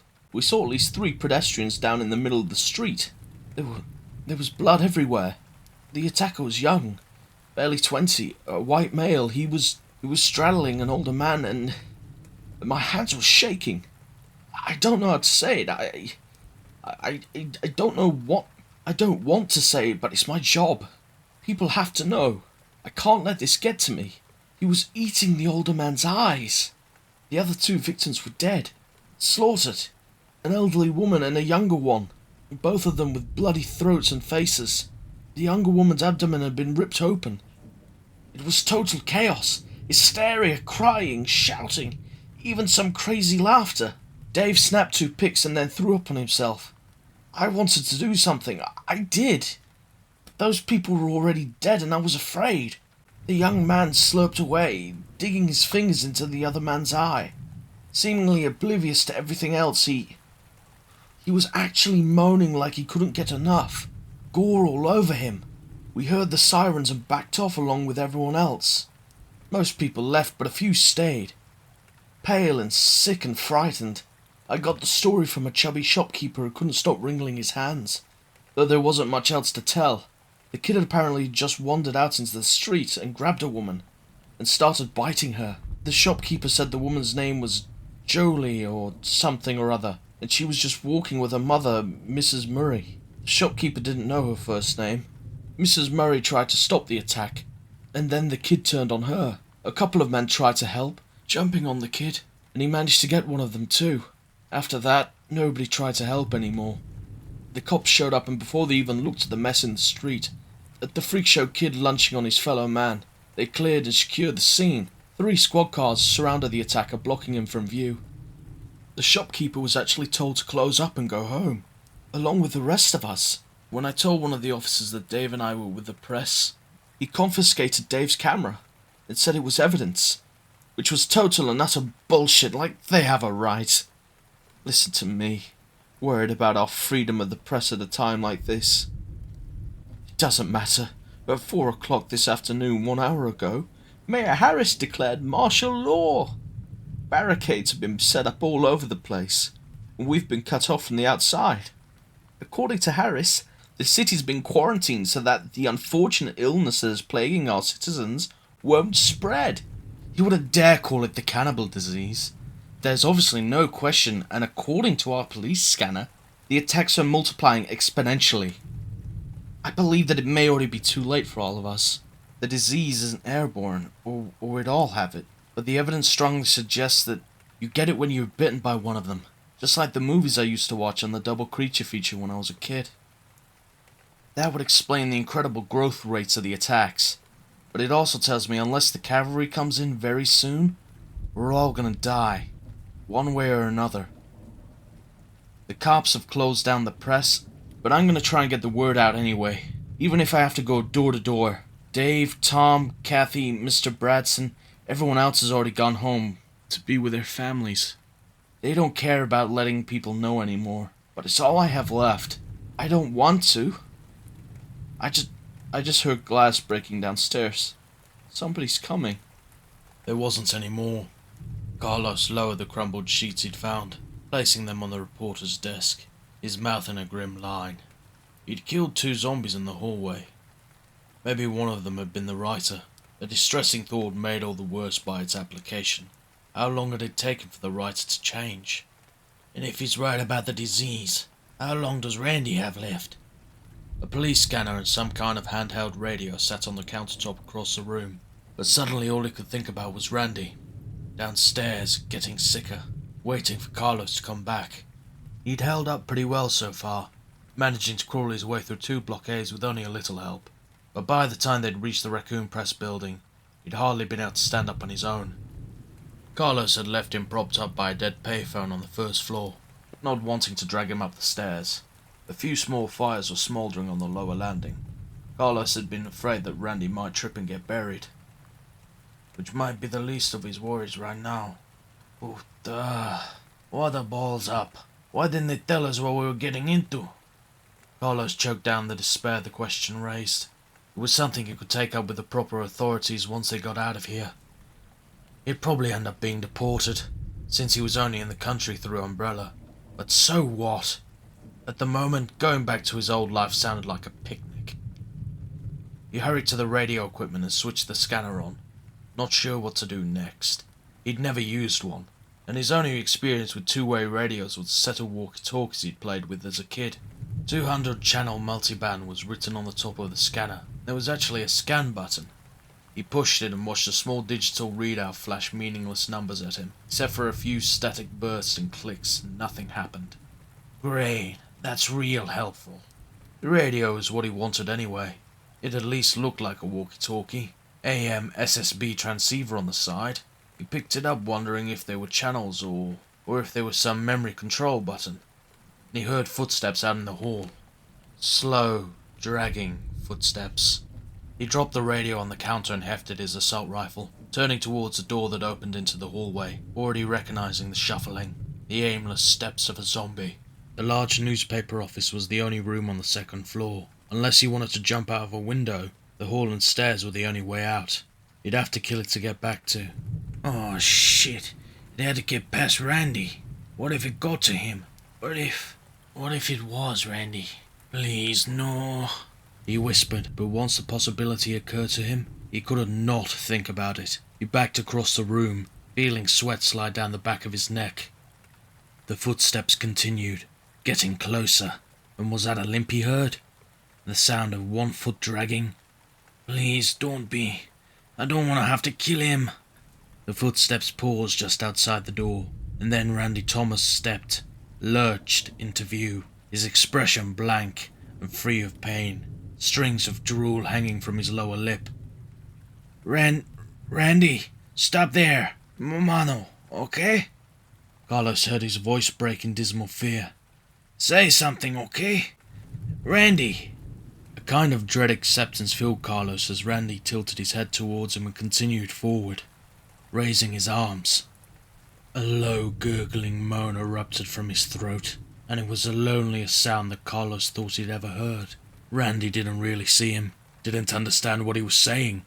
Carlos had become food, and nothing more. Lo signor mucho, he said again in English, in case there was any part of Randy left. I'm sorry. Sleep now, Randy.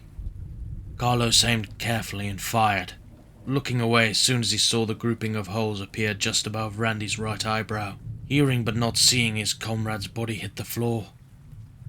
For a long time he simply stood, shoulders slumped as he gazed at his own boots, and wondering how he'd gotten so tired so fast, and telling himself that there was nothing else he could have done. At last, he walked over and picked up the radio, hitting the switch and thumbing the send control. This is Carlos Oliveira, member of Umbrella's UCBS team, Squad Alpha, Platoon Delta. I'm in Raccoon City newspaper office. Can anyone hear me? We're cut off from the rest of the platoon and now I need help. Requesting immediate assistance. If you can hear this, please respond. Nothing but static. Maybe he needed to try specific channels. He could go through them one by one and just keep repeating the message. He turned the radio over, looking at all the buttons, and saw, stamped into the backing, range 5 miles. Which means I can call anybody in town. How useful. Except nobody's gonna answer, because they're all dead. Like Randy, like me. Carlos closed his eyes, trying to think, trying to feel anything like hope. And he remembered Trent.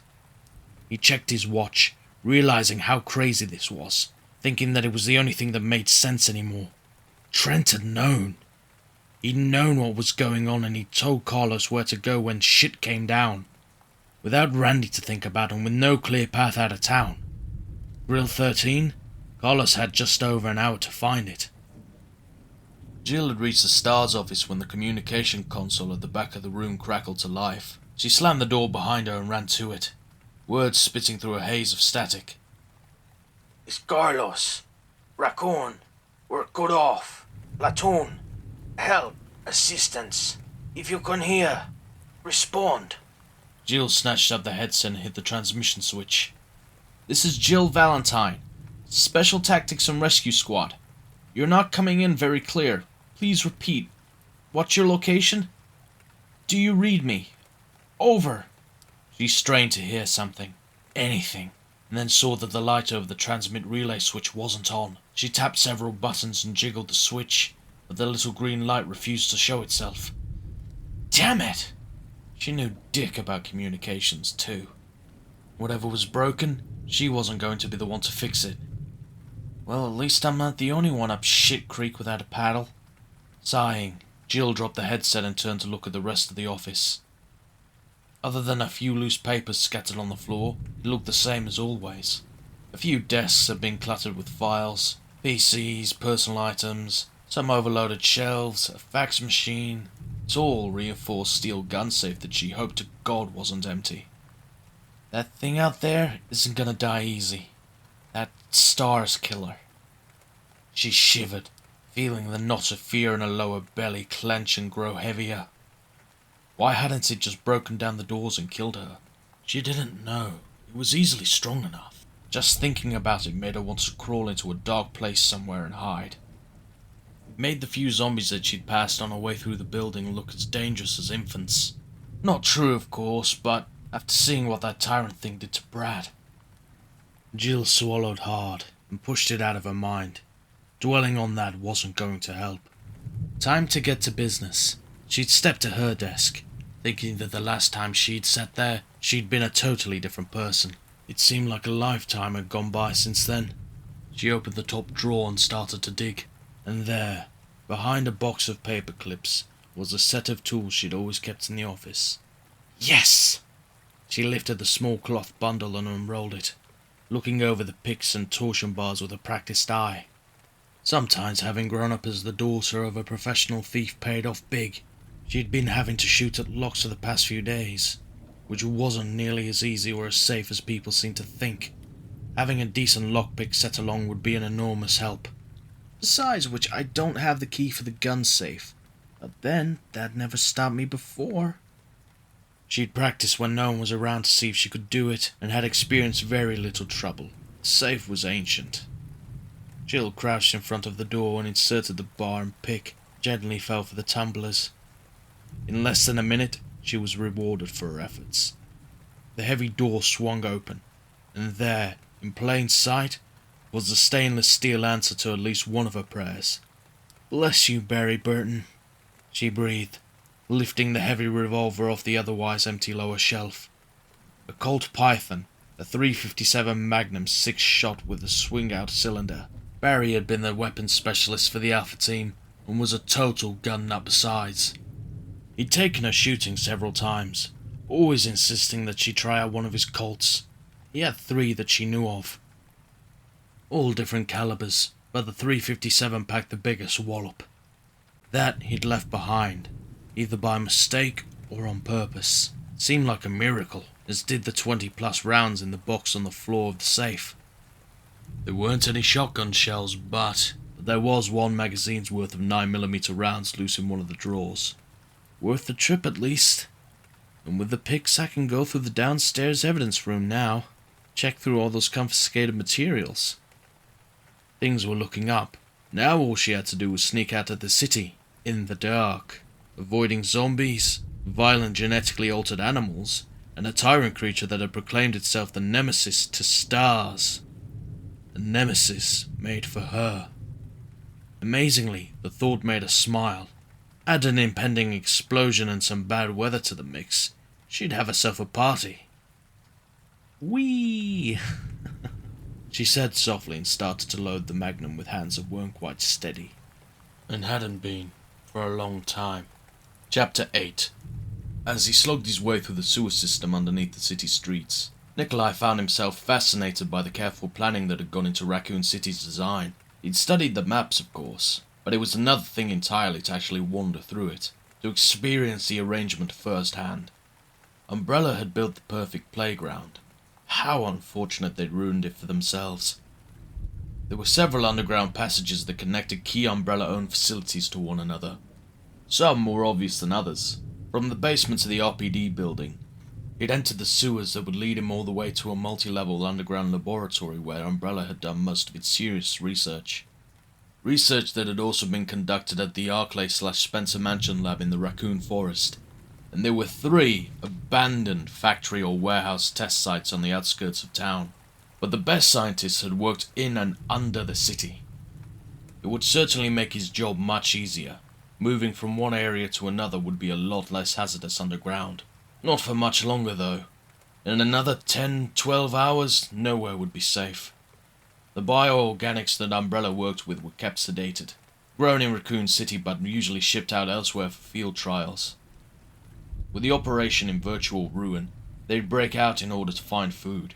Some had surely escaped already, and the majority would undoubtedly make an appearance once they'd missed a few injections. And won't that be fun?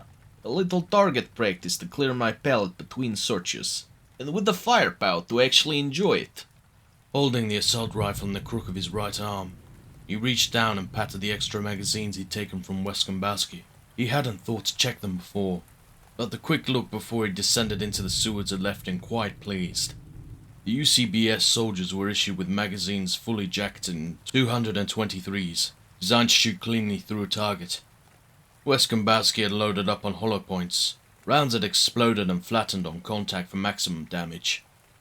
Nikolai had already planned to raid the lab's small arsenal. With an additional 60 rounds of hollow point, he'd be walking easy. Unlike now. The cold, murky water that ran through the poorly lit tunnels almost came up to his knees and smelled terrible, like urine and mold. He'd already come across several undead, wearing mostly Umbrella lab coats, though there were a few civilians, maintenance people, or perhaps just a few unlucky souls that had ventured out into the sewers thinking they could escape the city. He dodged them, mostly not wanting to waste the bullets or alert anyone to his whereabouts. He came to a T-junction and hung a right after checking for movement in either direction. As with much of his journey so far, there was nothing but the soft lap of polluted water against grey stones, the ripple of sullen yellow light against the oily surface. It was a dank and miserable environment, and Nikolai couldn't help but think of the A334s, the sliding worms. At the watchdog briefing, they'd been listed as something like giant leeches that travelled by water in groups, one of Umbrella's newest creations. He wasn't so much afraid as disgusted by the thought of running into them, and he hated surprises. Hated the idea that even now a school of them could be skipping through the dark waters, jaws stretching wide, seeking warmth and sustenance from human blood. When he saw the raised ledge at the end of the tunnel, he was ashamed at the relief he felt.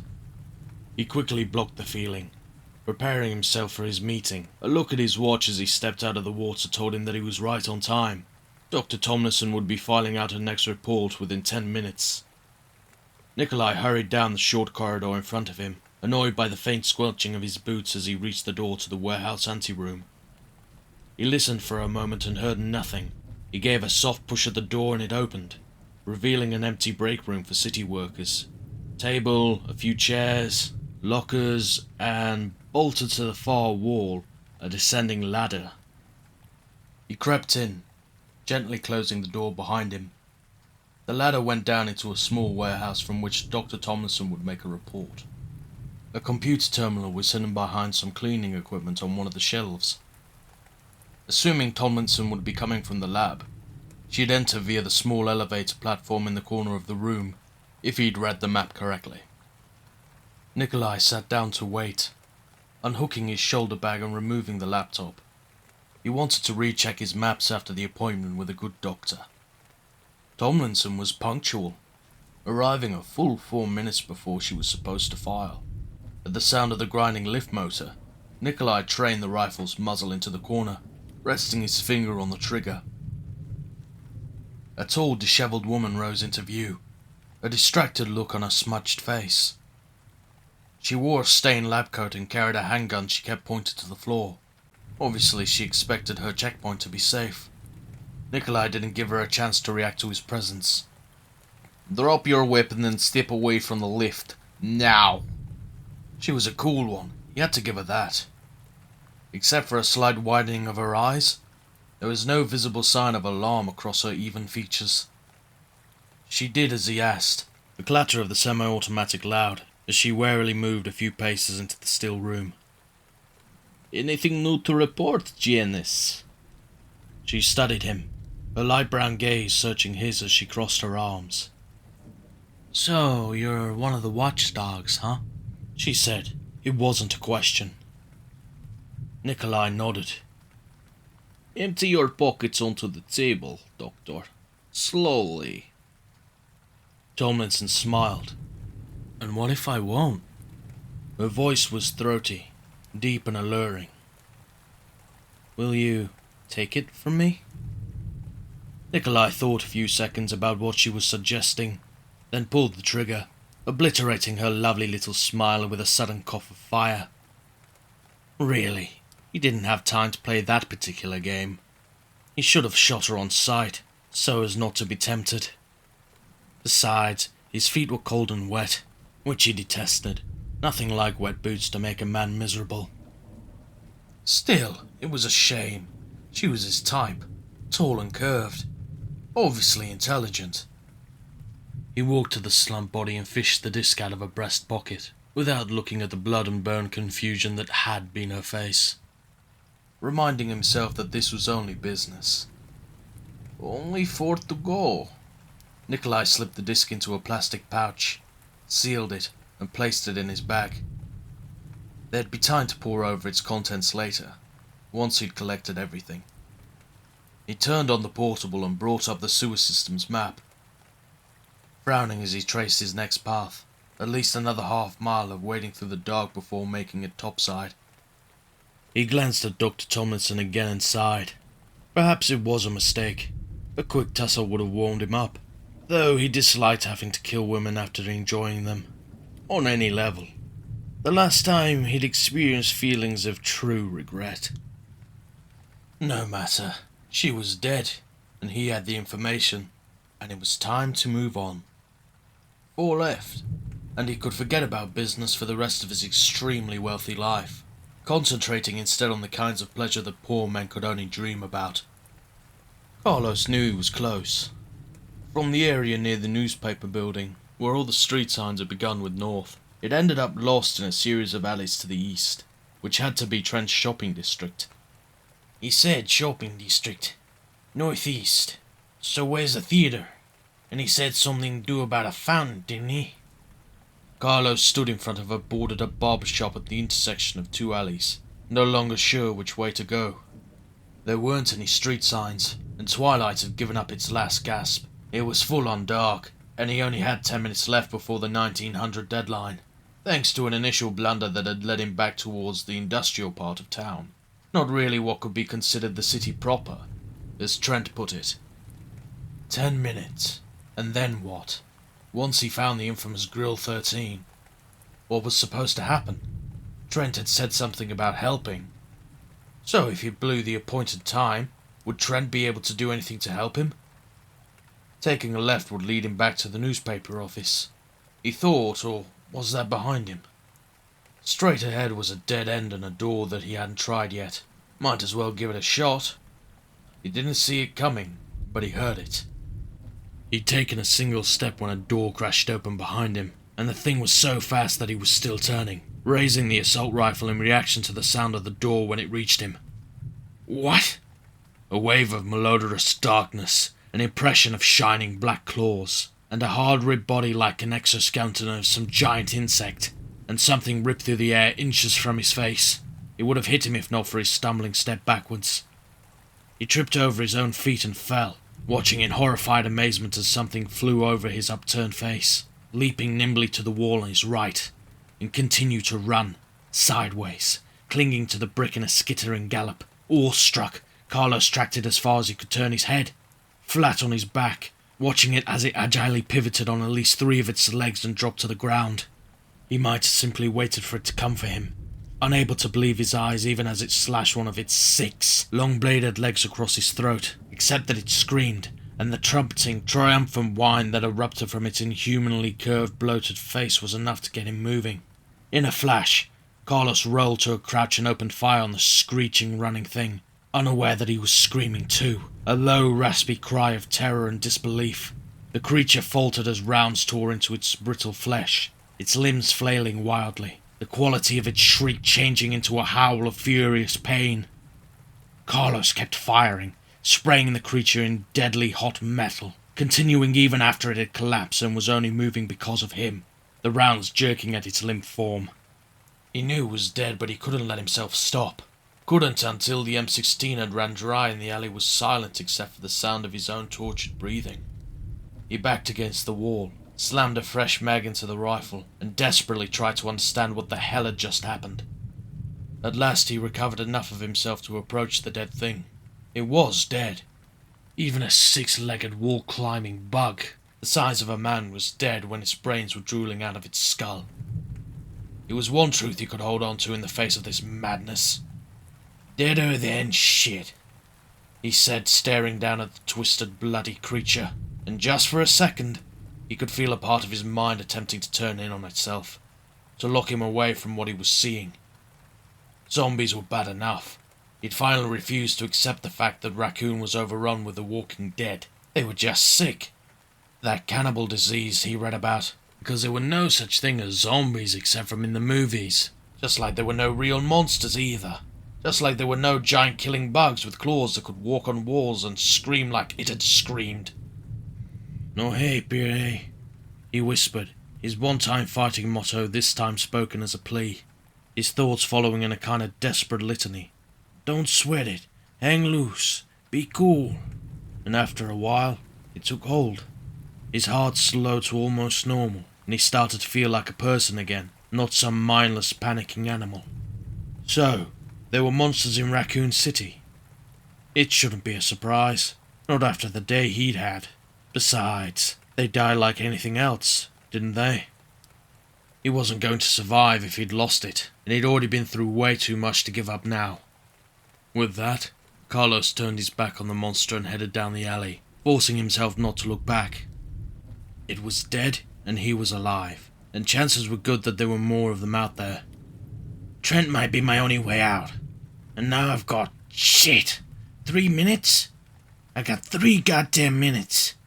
Carlos broke into a run, up a few steps to the single door at the end of the alley and through, and found himself standing in a spacious, well-lit kitchen. A restaurant's kitchen. A quick look around. No one, and quiet except from a soft hiss of a large gas canister standing against the back wall. He took a deep breath but couldn't smell anything. Maybe it was something else. And I wouldn't leave if it was toxic nerve gas. This has to be it. This is where it told me to go. He walked through the kitchen, past shining metal counters and stoves, heading towards the dining area. There was a menu on one of the counters. Grill 13 was written across the front in gold script. It was unnerving how relieved he felt. Within a few hours, Trent had gone from being some creepy stranger to his best friend in the world. I made it, and he said he could help. Maybe a rescue team's already on its way. Or he arranged for me to be picked up here. Or maybe there are weapons stored in the front. Not as good as an evac, but I'll take what I can get. There was an opening in the wall between the kitchen and the dining room, a counter where the chefs could put the orders up. Carlos could see that the small, slightly darker restaurant was empty, although he took a moment to be certain. Dancing light from a still-burning oil lamp wavered over the leatherette boots that lined the walls, casting jittery shadows. He stepped around the serving counter and walked into the room, absently noting a scent of fried food lingering in the cool air as he stared around, searching. He wasn't sure what he expected, but he definitely didn't see it. No unmarked envelope propped up on a table, no mysterious packages, no man in a trench coat waiting. There was a payphone by the front door. Carlos walked over to it and picked up the receiver, but got nothing, just like every other phone in town. He checked his watch for what felt like the 1000th time in the last hour, and saw that it was 1901, 1 minute after 7 o'clock. He felt a rush of anger, of frustration, that only served to increase his unacknowledged fear. I'm alone. Nobody knows I'm here, and no one can help me. I'm here, he said, turning his face to the empty room, his voice raising. I made it. I'm here on time, goddammit, and where the hell are you? As if on cue, the telephone rang, the shrill sound making him jump. Carlos fumbled for it, his heart thumping dully in his chest, his knees suddenly weak with hope. Trent, is that you? A brief pause, and Trent's smooth musical voice spilled into his ear. Hola, Mr. Oliveira. I'm so pleased to hear your voice. Man, not half as glad as I am to hear yours. Carlos snagged against the wall, gripping the receiver tightly. This some bad shit, amigo. Everyone's dead and there are these things out there. Like they're monsters. Can you get me out of here? Tell me you can get me out of here. There was another pause, and Trent sighed a heavy sound. Carlos closed his eyes, already knowing what he would say. I'm sorry, but that's simply out of the question. What I can give you is information. But surviving, that's your job. I'm afraid that things are going to get worse, much worse, before they get any better. Carlos took a deep breath and nodded to himself, knowing that he was on his own, knowing that this is what he'd been expecting all along. He was on his own. Okay, he said and opened his eyes, straightening his shoulders as he nodded again. Tell me. Chapter 9. Comments. Description of reported misdemeanor 29087. Two of the 12 faux gems that are an integral part of the clock lock, the main gate of the municipal complex, have been removed. Approximately between 2100 hours yesterday, September the 24th, and 600 hours of this morning. With many local businesses boarded up at this time, looters have been defacing town property and attempting to take what they believe to be valuable. This officer believes that the perp thought the gems were real, and stopped after removing two, one blue, one green. when he or she realized that they were only glass. This gate, aka the City Hall Gate, is only one of the several entrances and exits that lead to the municipal complex. The gate is now locked due to its complicated and, in this officer's opinion, ridiculous design, which requires that all the gems be present for the gate to be unlocked. Until the City Parks Department removes the gate, or until the 2 gems can be recovered and reinstalled, this entrance/exit will remain locked, due to the lack of available manpower at this time. There is no choice but to suspend the investigation of this case. Reporting Officer Marvin Branna. Case 29087, M. Branna. September 26th. One of the missing gems, blue, is turned up inside the RPD building. It's 2000 hours. Bill Haston, deceased owner of the restaurant Grill 13, was apparently carrying the fake gem when he came here seeking shelter earlier this evening. Mr. Hanson died shortly after arriving, killed by police fire after succumbing to the effects of the cannibal disease. The gem was found on his person, though This officer has no way of knowing if he stole it or where the other gem might be. With the city now under martial law, no effort will be made to find the second gem or put this one back, but with several streets surrounding the municipal complex now impassable, the need for these gems at some point may become relevant. On a personal note, this will be my last written report until the current crisis is passed. Paperwork doesn't seem at this time. The need to document misdemeanors also seems secondary to the enforcement of martial law, nor do I believe myself to be alone in this assessment. Marvin Branna, Raccoon Police Department. Jill put the typed report and the handwritten addendum back into the evidence drawer, sadly wondering if Marvin was still alive, which was a thoroughly depressing thought. He was one of the best officers in the RPD, always nice as hell without sacrificing a professional demeanor. Right up until the end, a real pro. God damn Umbrella. She reached into the drawer and took out a diamond-shaped piece of blue glass, gazing at it thoroughly. The rest of the evidence room had been a bust, the locked cabinets and drawers yielding nothing useful as far as weapons went. Obviously she wasn't the only one who'd thought to check the guns and ammo. The gem, on the other hand. Marvin was right about the city streets all being blocked around the City Hall gate. She'd tried to get through the area once already and had found that most of it was barricaded. Not that there was much over there. The gate opened into a small garden with paved walkways. Really a showcase for a rather boring statue of ex-Mayor Michael Warren. Past that was City Hall. Not used for much since the new courthouse had been built in Uptown, and a couple of paths that led north and west respectively. An auto shop and a few used car lots if you veered north and to the west. Oh shit! The trolley! Why hadn't she thought of it before? Jill felt a rush of excitement, hampered only by the slight urge to slap her forehead. She'd totally forgotten about it. The old-fashioned 2-car train scenic route was a tourist thing. The city only ran it in the summers these days, but it went all the way out to the westmost suburbs, past the city park, and through a few more of the more expensive neighborhoods. There was allegedly an abandoned umbrella facility out that way too, where they might still be working cars and clear roads. Assuming it was in running condition, the trolley would be the easiest way out of the city, hands down. Except for all the blockades. The only way to get to it is through that locked gate, and I've only got one of the jewels. She didn't have the equipment to take the heavy, oversized gate down by herself. But Marvin's report said that Bill Hassan had the blue gem, and his restaurant was only 3 or 4 blocks away. There was no reason to assume that he'd had the green gem at some point too, or that it was at the grill, but it'd be worth checking out. If it wasn't there, she was no worse off. But if she could find it, she might be able to get out of the city much sooner than she'd expected. With the Nemesis running around out there, it couldn't be soon enough. So it was decided. Jill turned and walked towards the hall door, slipping the blue gem into her fanny pack. She wanted to check the RPD's dark room before she left, see if she could find one of the photographer's vests laying around. She didn't have any speed loaders for the Colt, and she wanted a few pockets to carry around loose rounds. While she was at it, she thought she might as well leave the shotgun behind. She'd rigged up an over-the-shoulder strap using a belt she'd taken off a dead man, so carrying it wasn't too bad. But without shells, and with a 357 as additional firepower, she didn't see the point in lugging the thing around anymore.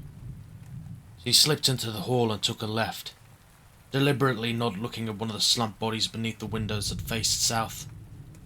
It was a young woman carrier she'd shot at from the stairs to the second floor, just around the corner, and she was pretty sure that she'd known the girl. A secretary or a receptionist who worked at the front desk on the weekends. Mary something. The dark room faced the opening beneath the stairs. She'd have to pass within a few feet of the corpse, but she thought she could avoid looking at it too closely if she...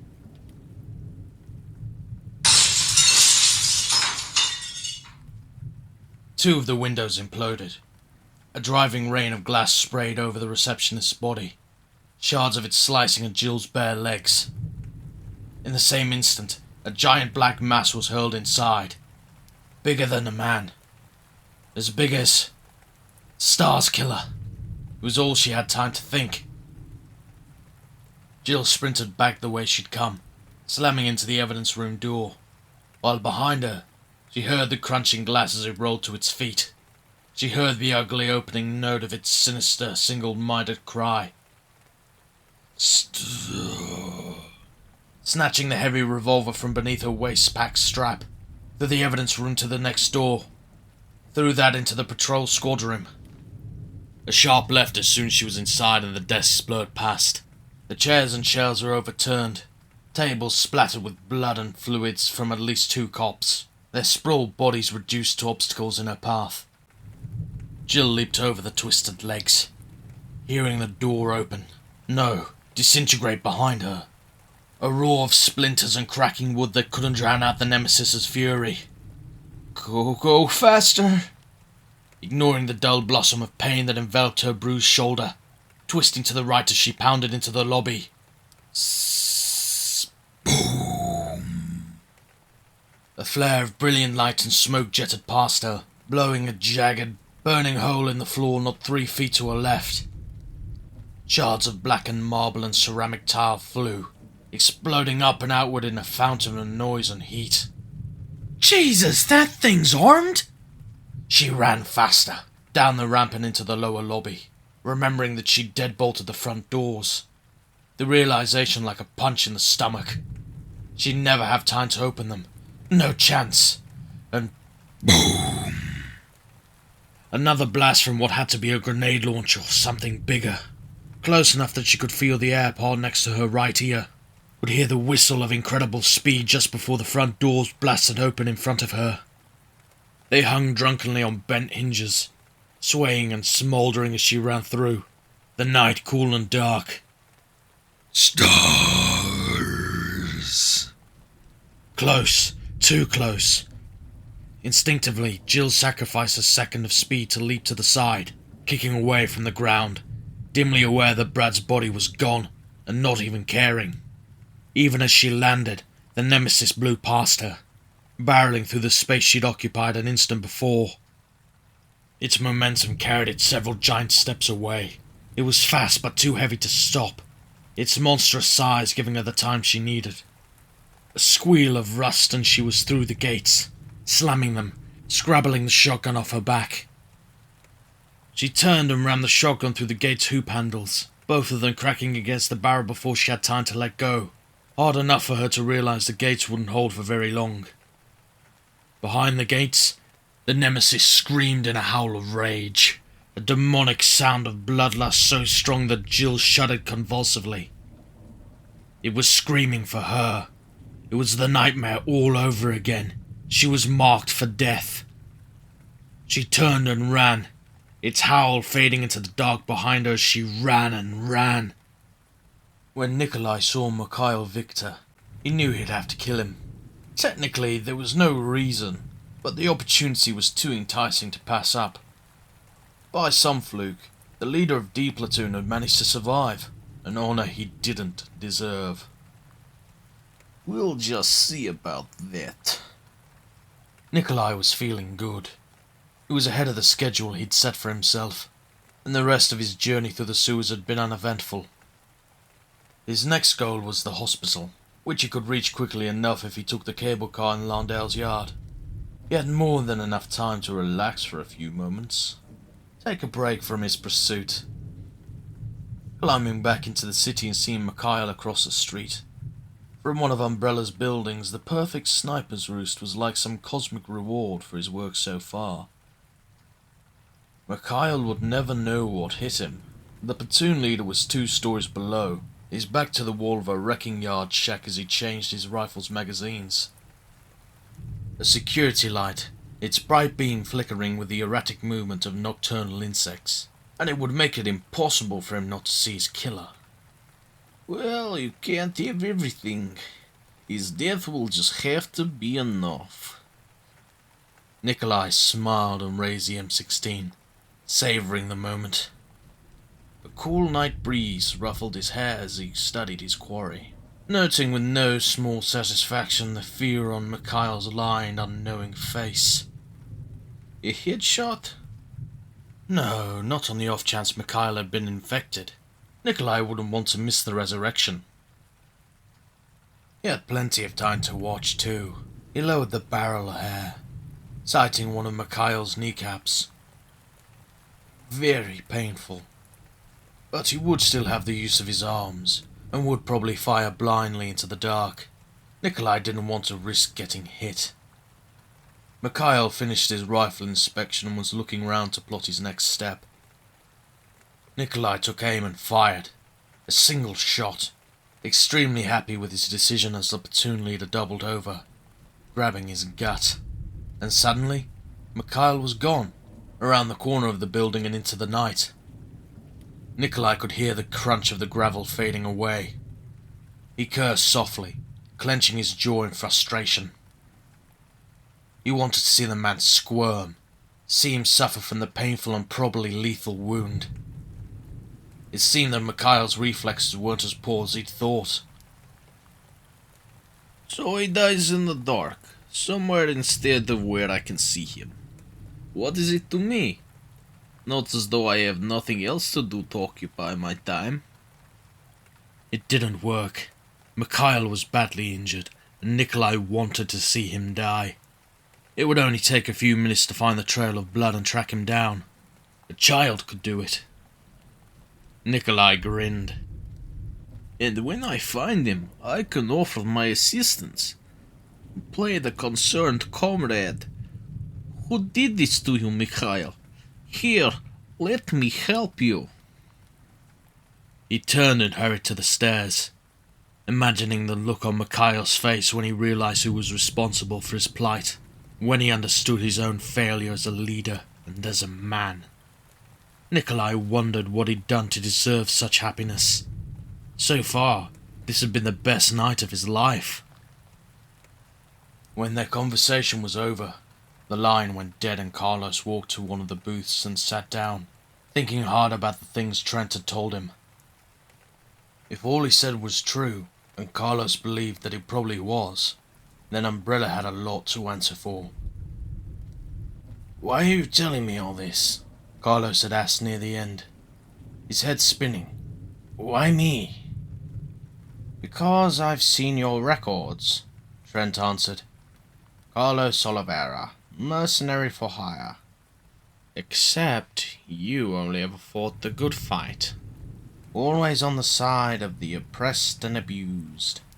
Twice you risked your life in assassinations, both successful. One a tyrannical drug lord, and the other a child pornographer. If memory serves, you've never actually harmed a civilian. Not once. Umbrella is involved in some extremely immoral practices, Mr. Oliveira. And you're exactly the kind of person who should be working to stop them."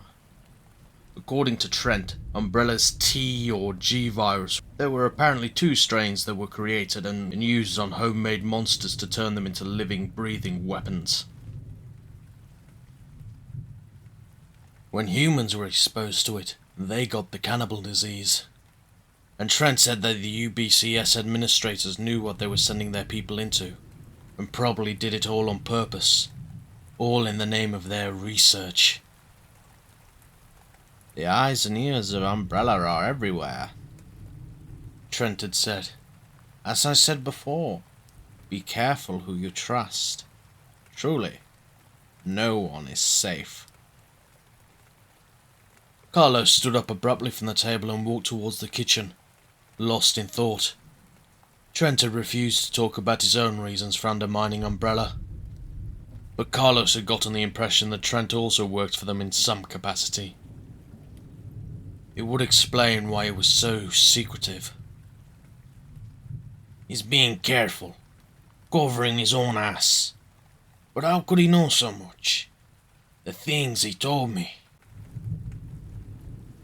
A jumble of facts, some that seemed totally arbitrary.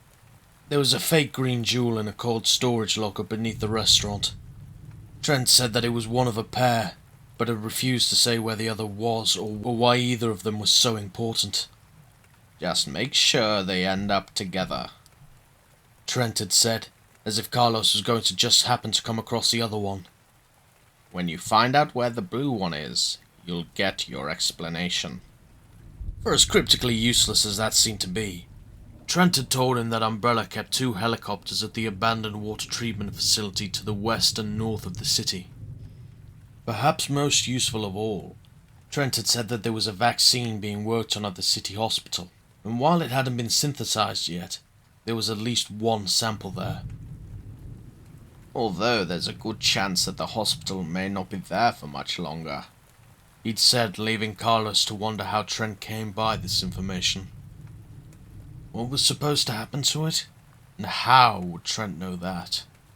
Trent seemed to think that Carlos's survival was important. He seemed convinced by that. Carlos was going to be a significant part of the fight against Umbrella, but Carlos wasn't sure why, or if he even wanted to join up. At the moment, all he wanted was to get out of the city. But for whatever reason, Trent had decided to offer up that information. Carlos was glad for the help. Although a little more would have been nice. Keys to a nice armored getaway car, maybe. Or some kind of anti-monster spray. Carlos stood in the kitchen, gazing down at the heavy-looking cover to what was, presumably, the basement ladder.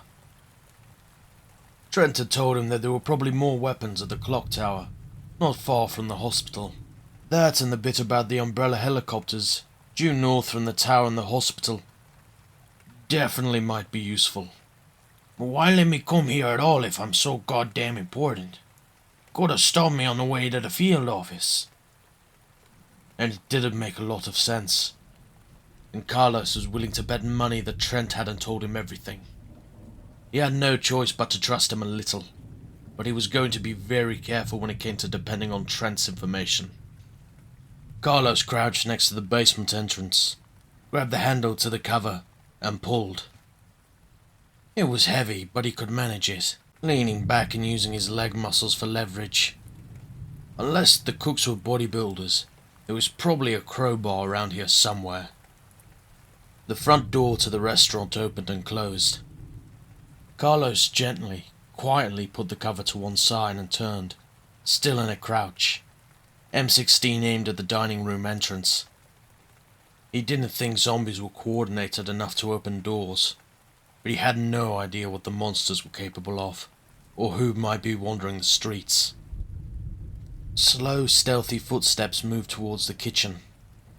Carlos held his breath, thinking about Trent, wondering if he'd suddenly been set up, and about the last thing he expected to see was a .357 revolver come around the corner, held by an attractive and extremely serious-looking young woman, who moved in fast and low and aimed at Carlos before he could blink. For a beat, they stared at one another, neither moving, and Carlos could see in the woman's eyes that she wouldn't hesitate to shoot him if she thought it necessary. Since he pretty much felt the same way, he decided it might be best to introduce himself. My name's Carlos, he said evenly.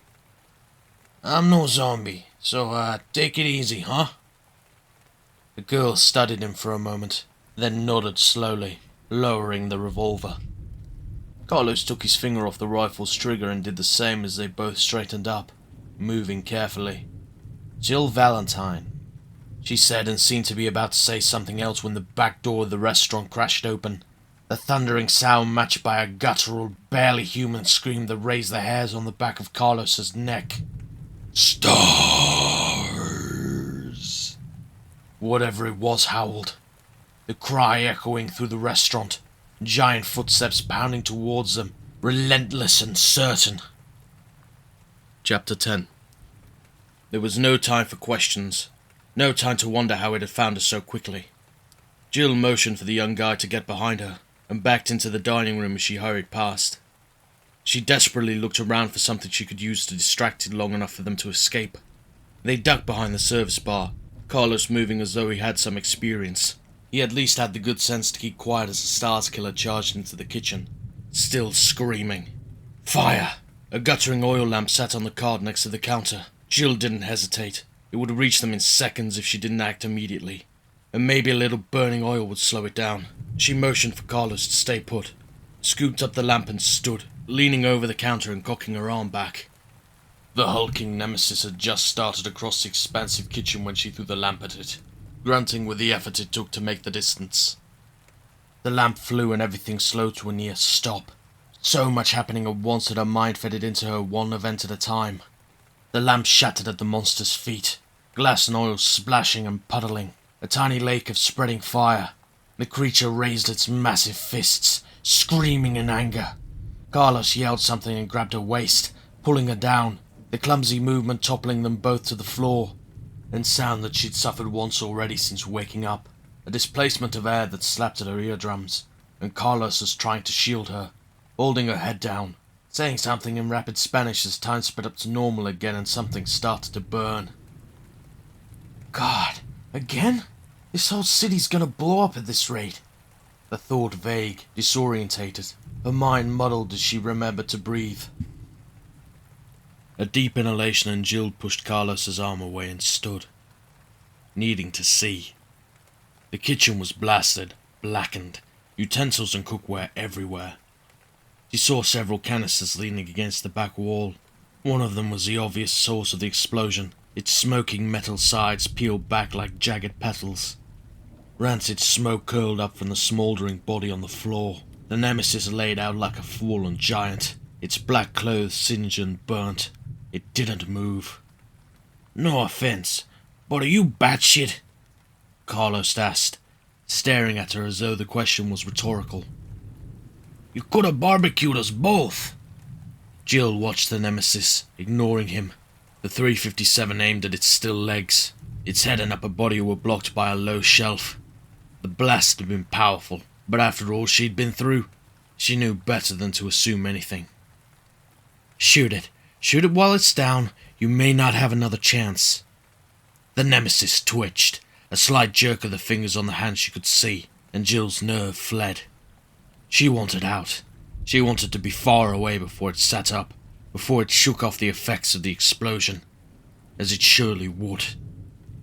"We have to get out of here now," she said, turning to Carlos. Young, good-looking, obviously unnerved by the blast. He hesitated, then nodded, holding his assault rifle tightly to his chest. It looked like an M16, military, and he was dressed for combat, a very good sign. "Hope there's more where you came from," Jill thought, heading for the door at a brisk pace, Carlos right behind her. She had lots of questions for him, and realized that he probably had a few for her too, but they could talk somewhere else. Anywhere else. As soon as they were outside, Jill couldn't stop herself. She broke into a run, the young soldier pacing her, hurrying through the cool dark of the dead city as she wondered if there was any place left where they could be safe. The girl, Jill, ran a full block before slowing down. She seemed to know where they were going, and it was obvious that she'd had some kind of combat training. A cop, maybe? Though she sure as hell wasn't in uniform. Carlos was desperately curious but saved his breath, concentrating instead on keeping up with her. From the restaurant they ran downhill, past the theatre that Trent had mentioned, taking a right at a decorative fountain at the end of the block. Another half block and Jill signalled at a door on the left for a standard sweep. Carlos nodded, standing to one side of the door, rifle up. Jill pulled the handle and Carlos stepped in, ready to fire at anything that moved, Jill covering him. They were at some kind of a warehouse at the end of a walkway that teed some 15 meters ahead. It seemed to be clear. "It should be alright," Jill said quietly. "I came through this way a few minutes ago." Better safe than sorry, though, right? Carlos said, keeping his rifle up as he felt some of the tension leave his body. She was definitely a pro. They edged into the warehouse, carefully checking out before saying another word. It was cold and not very well lit, but it didn't smell as bad as most of the rest of the city, and standing at the T-junction in the middle of the warehouse, they'd be able to see anything coming well before it got to them. In all, it felt like the safest place he'd been since the helicopter. "I'd like to ask you something if you don't mind," Jill said, finally turning her full attention towards him. Carlos just opened his mouth and the words just spilled out. You want to ask me how, right? It's the accent. Chicks love the accent. You hear it and you just can't help yourselves." Jill stared at him, eyes wide, and for a moment he thought he'd made a mistake. That she wouldn't realize he was kidding. It was a stupid call, joking around in these circumstances. Just as he was about to apologize, one corner of her mouth lifted slightly. "I thought you said you weren't a zombie," she said. "But if that's the best you can do, maybe we ought to reevaluate your situation." Carlos grinned, delighted with her comeback, and suddenly thought of Randy, of him playing around just before they'd landed in Raccoon. His smile faded, and he saw the bright glitter of humor leave her face too, as if she'd also remembered where they were and what had happened. When she spoke again, her tone was much cooler. "I was going to ask if you were the same Carlos who sent out a message about an hour ago. An hour and a half, maybe?" You heard that? Carlos asked, surprised. When no one answered, I didn't think. "Be careful who you trust." Trent's words flashed through his mind, reminding him that he had no idea who this Jill Valentine was. He trailed off, shrugging indifferently. "I only caught part of it. I couldn't transmit from where I was," Jill said. "You said something about a platoon, didn't you? Are there other, soldiers here?" Stick to the basics and nothing about Trent. There were, but I think they're all dead now. This whole operation's been a disaster from word go," she asked, studying him intently. "Who are you with, anyway? The National Guard? Are they sending backup?" Carlos watched her in turn, wondering how careful he needed to be. No reinforcements. I don't think. I mean, I'm sure they'll send someone eventually, but I'm just a grunt. I don't really know anything. We just sat down and the zombies attacked. Maybe some of the other guys got away, but as far as I know, you're looking at the last surviving member of the UBCS. That's Umbrella Biohazard Countermeasure. She cut him off, the expression on her face close to disgust.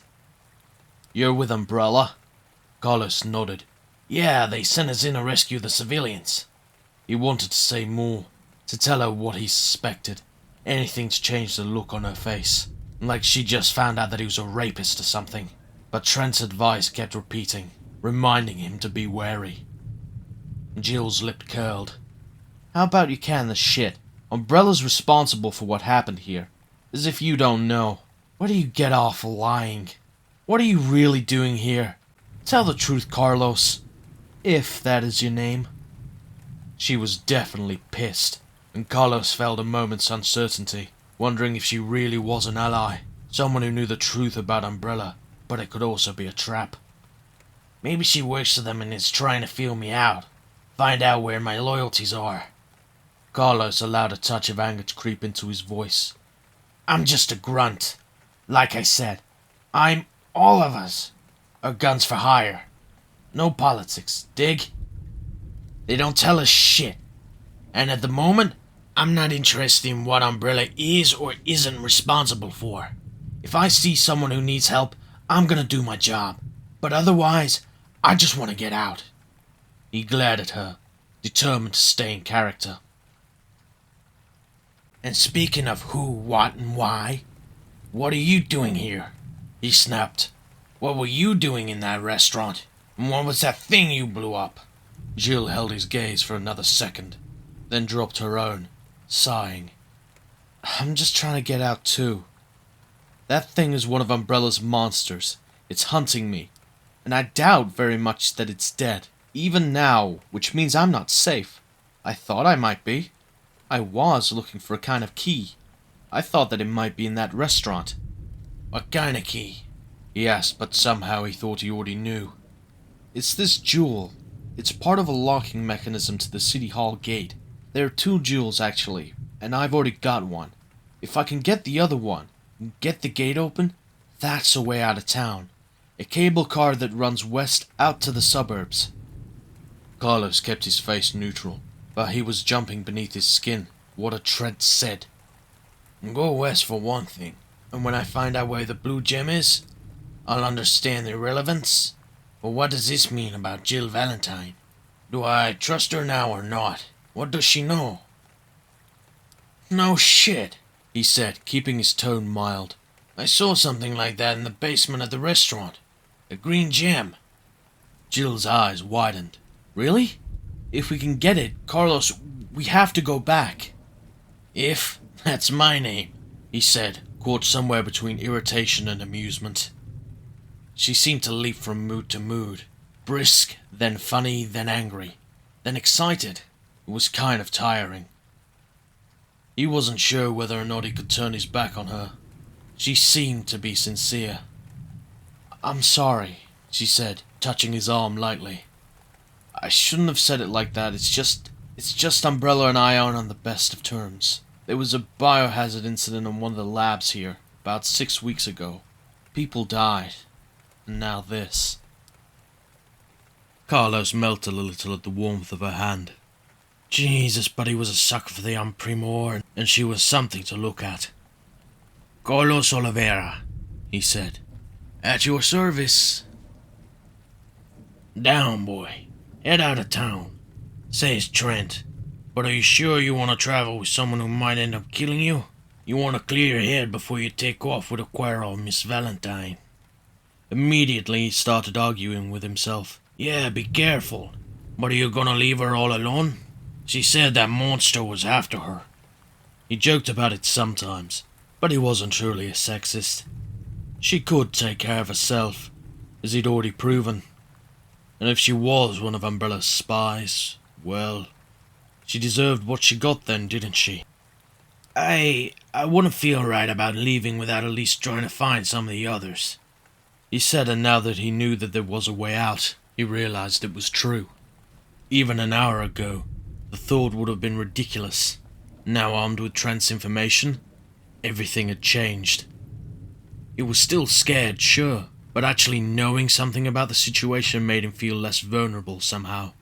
In spite of the risks, he wanted to walk a few more blocks before he left town. Make some attempt to actually help someone. He wanted time to think, time to make up his mind. And knowing that she survived means that I can too. I saw the gate you're talking about. The one over by the newspaper office, see? Why don't I meet you there? Or, better yet, at the cable car. Jill frowned, then nodded. Okay, I'll go back to the restaurant while you look around. I'll wait for you at the trolley. Once you go through the gate, just follow the path and keep to the left. You'll see the signs for Lonsdale Yard. For a few seconds, neither spoke, and Carlos saw in the careful way that she looked at him. Jill had her own misgivings about him. Her leeriness made him trust her a little more. If she was anti-Umbrella, it made sense that she wouldn't be too hot on hanging around with one of their employees. Stop debating it and just go, for Christ's sake. And don't leave without me. Don't leave without me, Carlos said, meaning for it to come out lightly. He sounded dead serious. Don't make me wait too long, she returned and smiled, the thought that maybe she was okay after all. Then she turned and jogged lightly away, back down the walk they'd entered by. Carlos watched her leave, wondering if he was crazy for not going with her, and after a moment, he turned and walked quickly towards the other exit before he could change his mind. For someone who was bleeding like a stuck pig, Mikhail was surprisingly swift.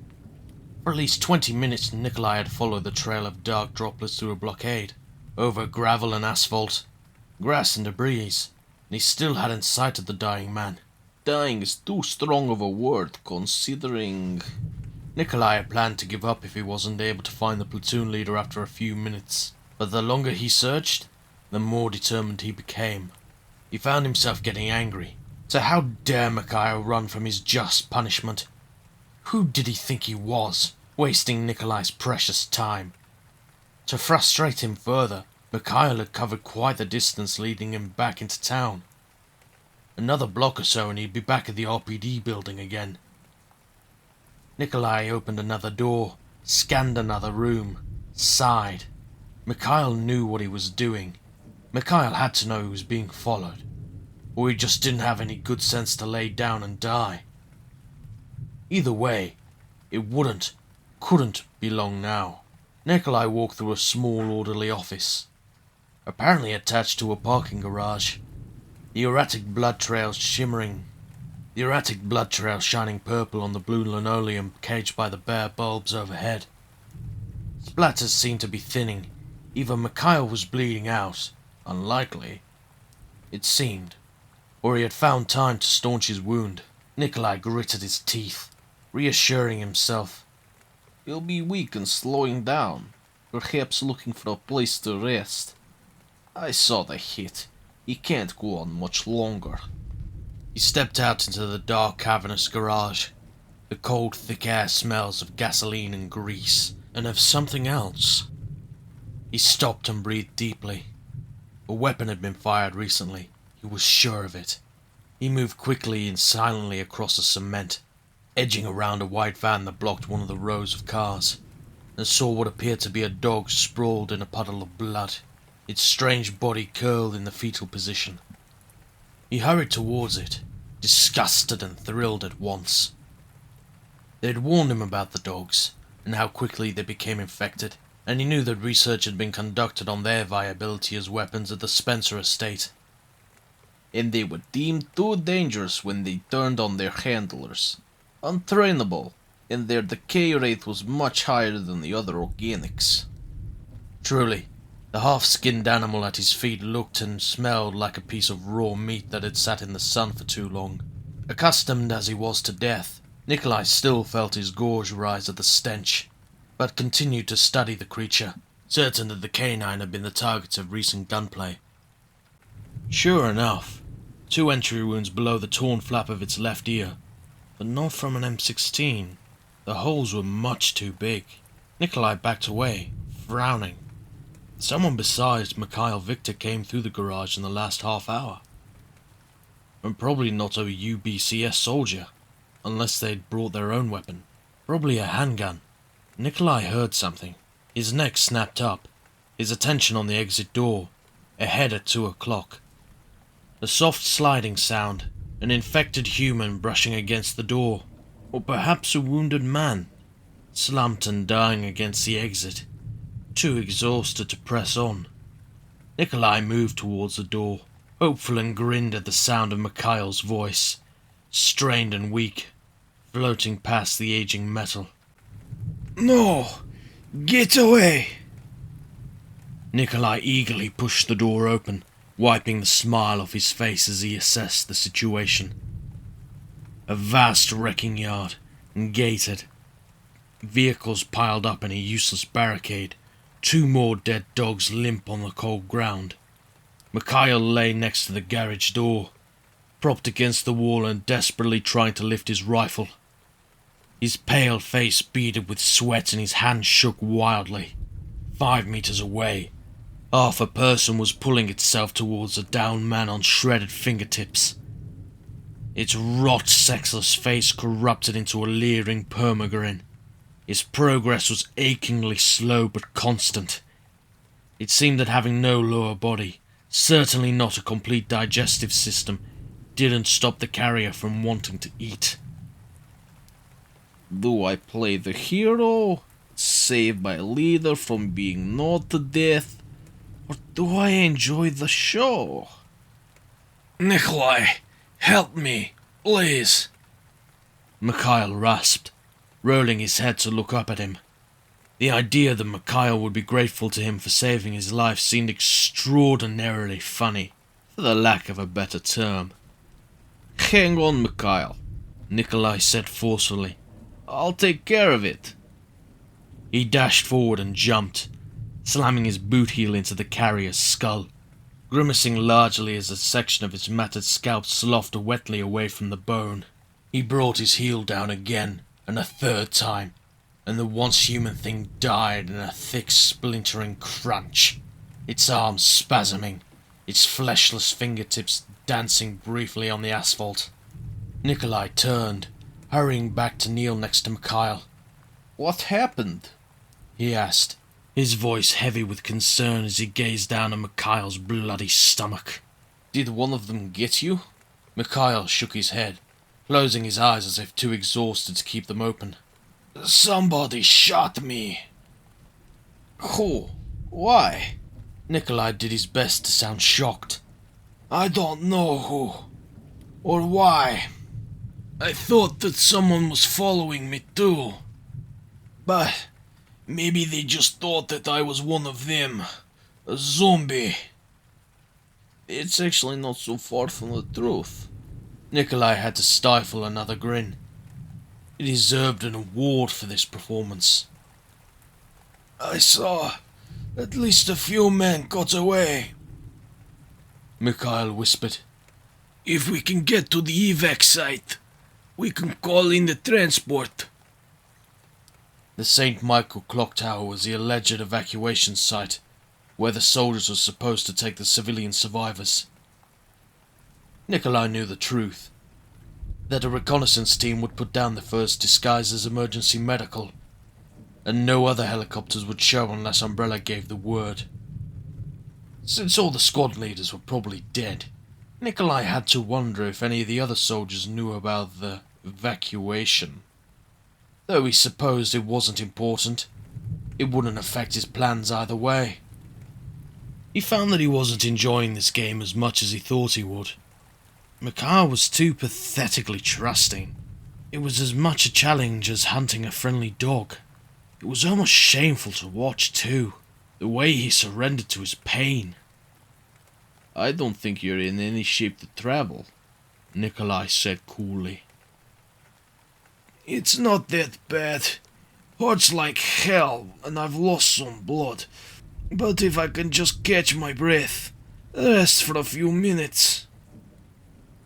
No, it looks very bad, Nikolai said. Mortal, in fact, I think. A whining creak. Nikolai shut up as the garage door opened next to them. A slow, even motion, and one of the UBCS soldiers stepped out, his eyes lighting up when he saw them, his assault rifle lowering, but only slightly. Sirs, Corporal Carlos Oliveira, Squad A, Platoon Delta. Shit, it's good to see you guys.